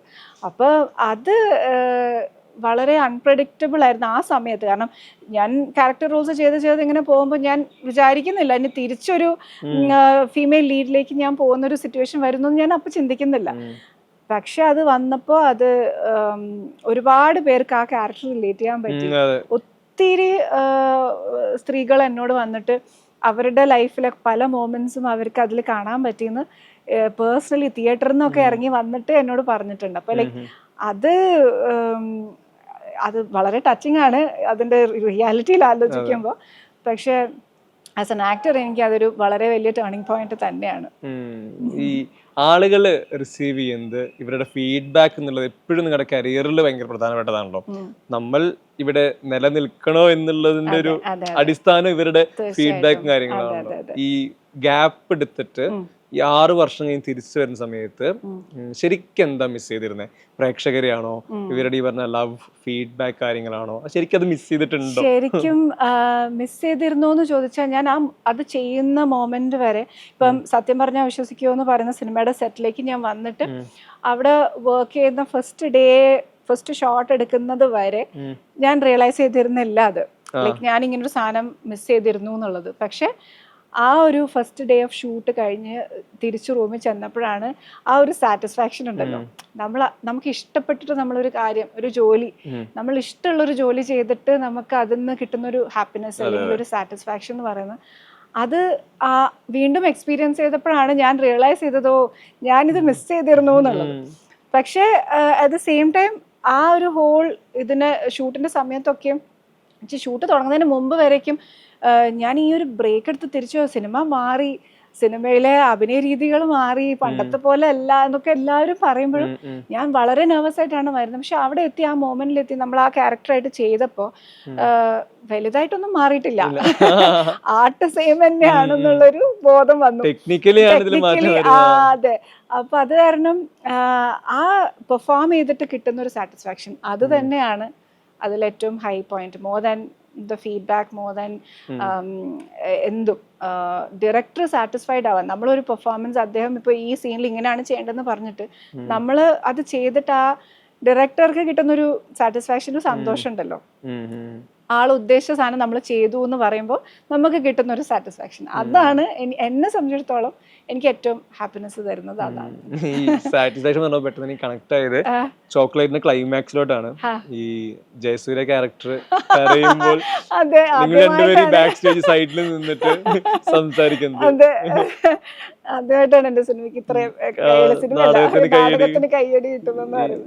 പലപ്പോഴും പല മൊമെന്റുകളും ഇത് തിയേറ്ററിൽ വർക്ക് ഒരു ജഡ്ജ്മെന്റ് ഉണ്ടാവും, സ്റ്റിൽ നമുക്കിത് ഉറപ്പുണ്ടോ നമ്മൾ എൻഡ് ഓഫ് ദി ഡേ ഇത് കാണുന്ന സമയത്താണല്ലോ. ഈ ചോക്ലേറ്റിന്റെ ഒരു FDAS ശരിക്കും എന്തായിരുന്നു മൊമെന്റ്? അത് മറക്കാൻ പറ്റാത്ത, എന്റെ കരിയറിലെ ഫസ്റ്റ് ഡേ ഫസ്റ്റ് ഷോവും ഫസ്റ്റ് തിയേറ്ററിലെ സെലിബ്രേഷനും ഞാൻ ആദ്യമായിട്ട് ചോക്ലേറ്റ് ആണ്. ബിക്കോസ് റസീനൊന്നും ഞാൻ ആദ്യത്തെ ദിവസം സിനിമയ്ക്ക് പോയിട്ടുണ്ടായിരുന്നില്ല. പിന്നെ ഞാൻ എൻ്റെ മറ്റുള്ള സിനിമകളൊന്നും ഞാൻ അങ്ങനെ കണ്ടിട്ടില്ല. ആൻഡ് ഓഫ്കോഴ്സ് ചോക്ലേറ്റ് തന്നിട്ടുള്ള ഒരു ഹിറ്റ് ഒന്നും ആയിരുന്നില്ല അതൊന്നും. അപ്പൊ chocolate first day first show ഞങ്ങള് തിയേറ്ററിൽ പോയി, തിയേറ്ററിൽ ആ ഒരു ബഹളം, സിനിമ കഴിഞ്ഞിട്ട് ഞങ്ങളെ അവിടുന്ന് പുറത്തേക്ക് എടുത്തതും ഒക്കെ ലൈക്ക് അതൊന്നും നമുക്ക് എന്താ പറയാ, നമ്മൾ ഒരിക്കലും സ്വപ്നം കാണാത്ത കാര്യങ്ങളായിരുന്നു. ആൻഡ് അത് കുറെ നാള് നിന്നു ആ സിനിമ. എനിക്കൊന്ന് 100 ദിവസത്തിൽ കൂടുതൽ ഓടിയ സിനിമയാണ് അത്. കുറേ നാളിന് ശേഷം വീണ്ടും നമ്മൾ എനിക്കൊന്ന് ട്രിവാൻഡ്രത്തുള്ള തിയേറ്റേഴ്സ് വിസിറ്റ് ചെയ്തിട്ടുണ്ട്, നമ്മൾ തൃശ്ശൂർ തിയേറ്റർ വിസിറ്റ് ചെയ്തിട്ടുണ്ട്. അപ്പോഴൊക്കെയും സെയിം റിയാക്ഷനാണ് നമുക്ക് ഓരോ തവണയും കിട്ടിക്കൊണ്ടിരുന്നത്. അത് വളരെ എന്താ പറയാ, അത് കഴിഞ്ഞ് നമ്മൾ സിനിമ 100th ഡേ സെലിബ്രേറ്റ് ചെയ്തു, ഏതോ തിയേറ്ററിൽ നമുക്കൊരു ഫംഗ്ഷനൊക്കെ ഉണ്ടായിരുന്നു. അതൊക്കെ എന്താ പറയാ, ശരിക്കും ഒരു ഉത്സവം പോലത്തെ ഒരു ഫീലിംഗ് ആയിരുന്നു. ഫസ്റ്റ് FDAS എന്ന് പറയുമ്പോൾ ഞാനിപ്പോ ക്യൂരിയസ് ആവുന്നത്, സമൃദ്ധ ആദ്യമായിട്ട് ക്യാമറയുടെ മുന്നിൽ നിന്ന ആദ്യം എടുത്ത ഷോട്ട് എന്താണെന്ന് അറിയാനാണ്. കാരണം അവിടെ നിന്ന് ഒരുപാട് ദൂരം മുന്നോട്ട് വന്നല്ലോ. എന്താ ശരിക്കും ഫസ്റ്റ് ഷോട്ട് എന്തായിരുന്നു? ഫസ്റ്റ് ഷോട്ട് എന്ന് പറയുന്നത് രസികനില് ദിലീപേട്ടന്റെ ബൈക്ക് ഇങ്ങനെ വന്ന് നിൽക്കുമ്പോ ബൈക്ക് എന്നെ കാണാതെ ഓടി പോകുമ്പോ ഞാൻ വീട്ടിൽ നിന്ന് ഇറങ്ങി ഓടി വരുന്ന ഒരു ഷോട്ട് ഉണ്ട്. അപ്പോഴാണ് സിദ്ധാർത്ഥ് വന്നിട്ട് എന്താ പേര്, തങ്കി, ഏതുവരെ പഠിച്ചു, 8 എന്ന് പറയുന്ന ഒരു സീക്വൻസ്. അതാണ് എന്റെ ഫസ്റ്റ്. അത് ഫസ്റ്റ് ഡേ ഷൂട്ട് ചെയ്ത ആദ്യത്തെ ഡയലോഗൊക്കെ തങ്കി എന്ന് പറയുന്നതാണ് ആദ്യത്തെ ഡയലോഗ്. ഈ ഫസ്റ്റ് ഷോട്ട് ടു ലാസ്റ്റ് ഷോട്ടുള്ള ഡിസ്റ്റൻസ് ഭയങ്കര വലുതാണ്. പല തവണ പല ക്യാരക്ടേഴ്സ് ആയിട്ട് പെർഫോം ചെയ്യുന്നുണ്ട്. ശരിക്കും ഈ ലോങ് ജേർണിയില് അല്ലെങ്കിൽ സ്റ്റിൽ പോയിക്കൊണ്ടിരിക്കുന്ന ജേർണിയില് എന്താ ശരിക്കും സിനിമ വരുന്ന ഒരു ടേക്ക് അവേ എന്താ ശരിക്കും? ഞാൻ ആസ് ആൻ ആക്ട്രസ് ഞാൻ എന്താ എടുത്തുകൊണ്ടിരിക്കുന്നത്? സിനിമ ഒരുപാട് കാര്യങ്ങൾ പഠിപ്പിച്ചിട്ടുണ്ട്. ഒന്ന് പേഷ്യൻസ് പഠിപ്പിച്ചിട്ടുണ്ട്. ലൈഫിൽ നമുക്ക് ഒന്നും പെട്ടെന്ന് കിട്ടുന്നതല്ല, അല്ലെങ്കിൽ എല്ലാവർക്കും അങ്ങനെ പെട്ടെന്ന് കിട്ടില്ല. ഇപ്പം ഞാൻ തന്നെ എൻ്റെ കരിയറിൽ ഞാനൊരു സക്സസ്സും ഒരു ആക്സെപ്റ്റൻസും ഒക്കെ അറിയാൻ വേണ്ടി ഞാൻ ഒരുപാട് വർഷം വെയിറ്റ് ചെയ്തു. അപ്പം അത് പിന്നെ പേഷ്യൻസ് നമ്മളെ ഒരുപാട് പഠിപ്പിക്കും. പിന്നെ പലതരത്തിലുള്ള ആളുകളെ നമ്മൾ ഈ ഇൻഡസ്ട്രിയിൽ നിന്ന് കാണും. അപ്പോൾ ഞാൻ പ്രത്യേകിച്ച് ഞാൻ അത്രയും യങ് ഏജിൽ വന്നപ്പോൾ എനിക്ക് ഈ പറഞ്ഞ പോലെ ആളുകളെ തിരിച്ചറിയാനും എങ്ങനെ ഓരോരുത്തരോട് നമ്മൾ സംസാരിക്കണം, എങ്ങനെ ഒരു സിറ്റുവേഷൻ വന്നാൽ നമ്മളതിനെ എങ്ങനെ ഹാൻഡിൽ ചെയ്യണം, എന്ത് ചലഞ്ച് വന്നാലും നമുക്കതിനെ വി ക്യാൻ ഡു ഇറ്റ് എന്നുള്ളൊരു കോൺഫിഡൻസും ഒക്കെ പഠിപ്പിച്ചത് സിനിമ തന്നെയാണ്. സിനിമയിൽ നിന്ന് ഞാൻ ആസ് എ ക്യാരക്ടർ ഒരുപാട് പഠിച്ചെന്നും ഞാൻ ഒരുപാട് എന്താ പറയുക മെച്ചുവേർഡായി എന്നും പറയാം. സിനിമയിൽ വന്നതിന് ശേഷം ഞാൻ ഇന്നിപ്പോൾ എനിക്ക് ഏതൊരു സ്ഥലത്ത് പോയാലും എനിക്ക് ഒറ്റയ്ക്ക് എന്തും മാനേജ് ചെയ്യാൻ പറ്റുന്നുള്ളൊരു കോൺഫിഡൻസ് എനിക്ക് സിനിമയിൽ നിന്ന് തന്നെയാണ് കിട്ടിയിട്ടുള്ളത്.